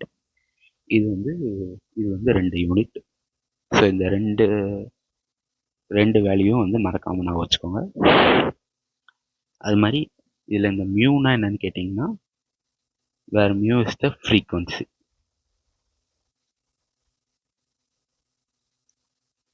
Frequency of light. ஃப்ரீக்வன்சினா உங்களுக்கு என்னன்னு தெரியும்னு நினைக்கிறேன். ஃப்ரீக்வன்சினா எத்தனை டைம் ஒரு ஜாபை வந்து ரிப்பீட் பண்ணுறீங்க. அதாவது ஃப்ரீக்வன்சி இஸ் ஈக்குவல் டு 1/டைம் பீரியட். இது ஒரு ஃபார்முலா. இது வந்து இது எல்லாத்துக்கும் தெரியும்னு நினைக்கிறேன். ஸோ பேசிக்காக ஃப்ரீக்வன்சினா என்ன அர்த்தம்னா, இங்கே எழுதுகிறேன். ஒரு ஒரு ஒரு சர்க்கிள் இருக்கு. ஒரு சர்க்கிளில் வந்து இப்போ இது ஒரு ஏ பாயிண்ட்ல வந்து நீங்கள் இருக்கீங்க. அப்படியே இதை சுற்றி ஸோ நீங்கள் இப்போ வந்து இப்படி வந்து சுற்றிட்டு வரீங்க. இப்படி சுற்றிட்டு அப்படியே சாரி இப்படி ரிட்டர்ன் வந்து அப்படியே ஏ பாயிண்ட்டுக்கு திருப்பி வருங்க. ஸோ இப்போ டைம் பீரியட்னா என்னென்னா, time taken to complete one revolution. ஒரு ரெவல்யூஷன், அதாவது இந்த பர்சன் வந்து ஏ பாயிண்ட் இருக்கான். அப்படியே இந்த சர்க்கிளை சுற்றி திருப்பி அதே ஏ பாயிண்ட்டுக்கு வர்றதுக்கு எவ்வளோ டைம் எடுத்துக்கிறது. ஒன் டைம் இந்த ரவுண்டு சுற்றி மறுபடியும் அதே ஏ பாயிண்ட்டுக்கு வர எவ்வளோ டைம் எடுத்துக்குன்னு சொல்கிறதுக்கு பேர் தான் டைம் பீரியட்.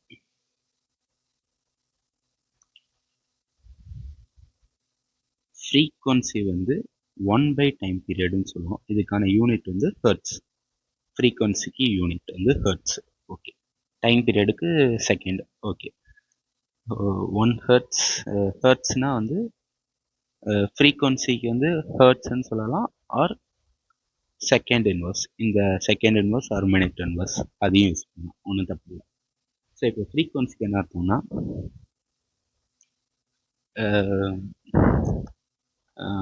ஒரு செகண்டில் இப்போ வந்து ஃபார் சப்போஸ் இந்த பர்சன் வந்து ஒரு செகண்டில் 5 ரவுண்டு இந்த சர்க்கிள் அடிக்காருன்னு வைங்களேன். அப்போ இவரோட ஃப்ரீக்வன்சி வந்து 5. அவ்வளோதான், சிம்பிள் கான்செப்ட். ஒரு செகண்டில் எவ்வளோ வாட்டி ரிவால்வ் ஆகி அதே பாயிண்ட்டுக்கு வராரு, எத்தனை டைம் அந்த அவரோட மோஷனை வந்து திருப்பி ரிப்பீட் பண்ணுறாருங்கிறத சொல்கிறதுக்கு பேர் தான் வந்து ஃப்ரீக்வன்சி. இப்போ வந்து அப்போ டைம் பீரியட்னா 1/ஃப்ரீக்வன்சி, அப்போ 1/5 செகண்ட்ஸ்னு வருமா. அதுக்கு என்ன அர்த்தம்னா, அவர் வந்து 1/5, அதாவது 0.2 செகண்ட்ஸில் ஒரு ரவுண்டை முடிச்சிடுறாரு. 5 ரவுண்டு முடிக்க 1 செகண்ட் ஆகுது. ஸோ அந்த ஒரு செகண்டில் எவ்வளோ ரவுண்டு முடிக்காருங்கிறது தான் ஃப்ரீக்வன்சி. இன்கேஸ் இது வந்து மினிட்லேயும் சொல்லலாம். ஒரு மினிட்ல 10 ரவுண்ட் அடிக்காருன்னு வச்சுக்கோங்க ஒரு எக்ஸாம்பிளுக்கு. ஸோ இப்போவும் அவரோட ஃப்ரீக்வன்சி வந்து 10 பட் யூனிட் வேறு. யூனிட் வந்து மினிட் இன்வர்ஸ்ன்னு சொல்லி மென்ஷன் பண்ணணும். இந்த இடத்துல வந்து ஹெர்ட்ஸ் போடக்கூடாது. ஏன்னா ஹெர்ட்ஸும் செகண்ட் இன்வர்ஸும் ஒன்று. ஹெர்ட்ஸுக்கு பதிலாக செகண்ட் இன்வர்ஸ் தான் யூஸ் பண்ண முடியும். செகண்ட் இன்வர்ஸ்க்கு பதிலாக ஹெர்ட்ஸ் தான் யூஸ் பண்ண முடியும். பட் மினிட்ஸ் இன்வர்ஸ்க்கு பதிலாக ஹெர்ட்ஸ் யூஸ் பண்ணக்கூடாது. ஓகேவா? ஸோ இப்போ இந்த இடத்துல டைம் பீரியட் கேட்டாங்கன்னா 1/10 minutes. ஓகேவா? இந்த மாதிரி தான் யூஸ் பண்ணணும். இதுதான் ஃப்ரீக்வன்சிக்கும் டைம் பீரியடுக்கும் வித்தியாசம். So frequency is equal to 1/10 period. Okay. E is equal to h mu. உங்களுக்கு ஒரு வேளை குழப்பமாக இருந்துச்சுன்னா E is equal to hf இப்படின்னு எழுதி கூட பழகிக்கோங்க. அது எல்லா இடத்துலையும் மியூ இந்த மாதிரி எழுதுவாங்க, சில இடத்துல எஃப் எழுதுவாங்க, குழப்பிட்டே இருக்கும். So E is equal to hf இந்த மாதிரி. இதான் வந்து energy possessed by one photon. இந்த லைட் ரேடியேஷன் இது போகுதுன்னு வச்சுக்கோங்க, இது ஒரு ஃபோட்டான்னு வச்சுக்கோங்க. இந்த ஃபோட்டான், இந்த சிங்கிள் ஃபோட்டானோட எனர்ஜி தான் ஹச் மியூ, அதாவது ஹச்எஃப். இந்த எஃப்ங்கிறது இந்த லைட் வந்து எந்த ஃப்ரீக்வன்சியில் ட்ராவல் ஆகி போகிறது அதுதான் வந்து அந்த frequency of the light. Multiplied by Planck constant gives the energy of the particular photon. Okay, I hope உங்களுக்கு புரிஞ்சிருக்கும்னு நினைக்கிறேன். பட் இன்னொன்று இருக்கு. Energy possessed by n photons. Light ரேடியேஷன்ல ஒரு ஃபோட்டான் மட்டும் இருக்காது இல்லையா? ஒன்று இருக்கு, 2 இருக்கு, 3 இருக்கு, 4 இருக்கு, மில்லியன் கூட இருக்கலாம். மில்லியன் இருக்கலாம், ட்ரில்லியன் இருக்கலாம், 1 lakh இருக்கலாம், 10 lakh இருக்கலாம். ஒரு லைட்ல எவ்வளோ ஃபோட்டான்ஸ் இருக்கும் நமக்கே எண்ண முடியாத அளவுக்கு ஃபோட்டான்ஸ் இருக்கலாம். ஸோ வந்து ஒரு ஃபோட்டானுக்கு எனர்ஜி தான் ஹெச்எஃப். ஒருவேளை நிறைய ஃபோட்டான்ஸ் இருக்குன்னா அதுக்கான formula simply multiplied by n into HF. அவ்வளோதான். எவ்வளோ ஃபோட்டான்ஸ் இருக்கோ அது கூட இந்த ஹெச்எஃப்ஐ மல்டிப்ளை பண்ணிட்டா n ஃபோட்டான்ஸ்க்கான எனர்ஜி வந்து கிடைக்கும். இல்லை சப்போஸ் வந்து ஆர் பை லைட், ஒரு லைட்டில் வந்து இவ்வளோ ஃபோட்டான்ஸ் இருக்குது, அந்த எனர்ஜி ஆஃப் லைட் எவ்வளோன்னு கண்டுபிடிங்கன்னா இந்த ஃபார்முலா தான் யூஸ் பண்ணுவோம். Second, E is equal to NHF, where N is number of photons present in that radiation. ஓகேவா? புரிஞ்சிருக்கும்னு நினைக்கிறேன். ஸோ இன்னொரு ஒரு கான்செப்ட் இருக்குது, அதை முடிச்சுட்டு அதோட இன்னைக்கான கிளாஸை முடிச்சுக்கலாம். ஓகே. ஸோ இன்னொன்று சப்போஸ் நான் என்ன சொன்னேன், இந்த ஃபோட்டான்ஸ்லாம் வந்து ஸ்பீட் ஆஃப் லைட்டில் ட்ராவல் ஆகும், 3 × 10⁸ m/s. இன்ஃபேக்ட் ஒவ்வொரு ஃபோட்டானும் இதே ஸ்பீடில் ட்ராவல் ஆகிறதுனால தான் மொத்த லைட்டோட ஸ்பீட் வந்து 3 × 10⁸ இருக்கு. ஸோ வந்து நமக்கு வந்து ஸ்பீட் ஆஃப் லைட்டுக்கு வந்து இன்னொரு ஃபார்முலா இருக்கு. ஸ்பீட் ஆஃப் லைட் வந்து நம்ம சின்னு சொல்லி டினோட் பண்ணுவோமா? C is equal to f lambda.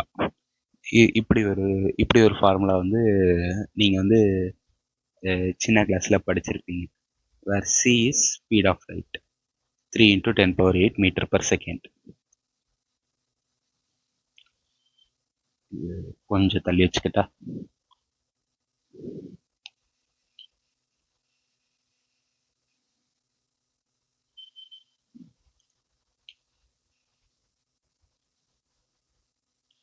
Speed of லைட்டை தான் வந்து சின்னு பண்ணுவோம். C is equal to f lambda.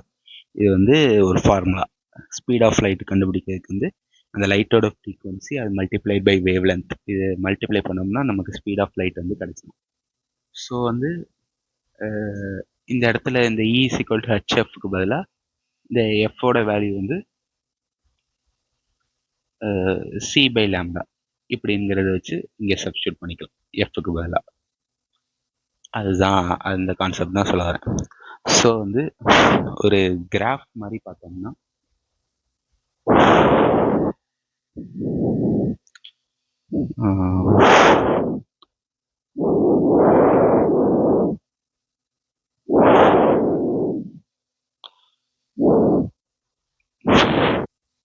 ஒரு கிராஃப் மாதிரி பார்த்தோம்னா எனர்ஜி பொசஸ்ட் பை ஃபோட்டான், ஒரே ஒரு ஃபோட்டானுக்கு மட்டும் எழுதிக்கிறேன், அதோட வேல்யூ வந்து ஹெச்எஃப். இங்கே இல்லாட்டி எஃப்க்கு பதிலாக சி பை லேம்டா போட்டால் ஹெச்சி பை லேம்டா. இது வந்து ஃபார்முலா. ஸோ வந்து இன்கேஸ் வந்து கிராஃப் கேட்டாங்கன்னா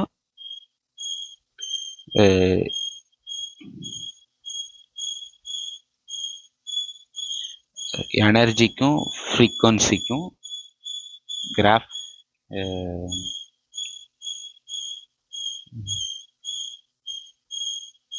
எனர்ஜிக்கும் ஃப்ரீக்வன்சிக்கும் கிராஃப் கேட்டாங்கன்னா அது வந்து ஒரு ஸ்ட்ரெயிட் லைன். ஏன்னா வந்து இது வந்து E is equal to HF வந்து எப்படி இருக்குது, Y is equal to MX இப்படி இருக்கா.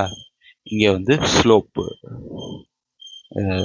M is equal to frequency, Mங்கிறது ஸ்லோப். ஆல்ரெடி பேசிக் மேக்ஸில் இதெல்லாம் படிச்சிருப்பீங்க, ஸோ தெரியும்னு நினைக்கிறேன், எக்ஸ்பிளைன் பண்ண தேவையில்லைன்னு தோணுது. Okay, in case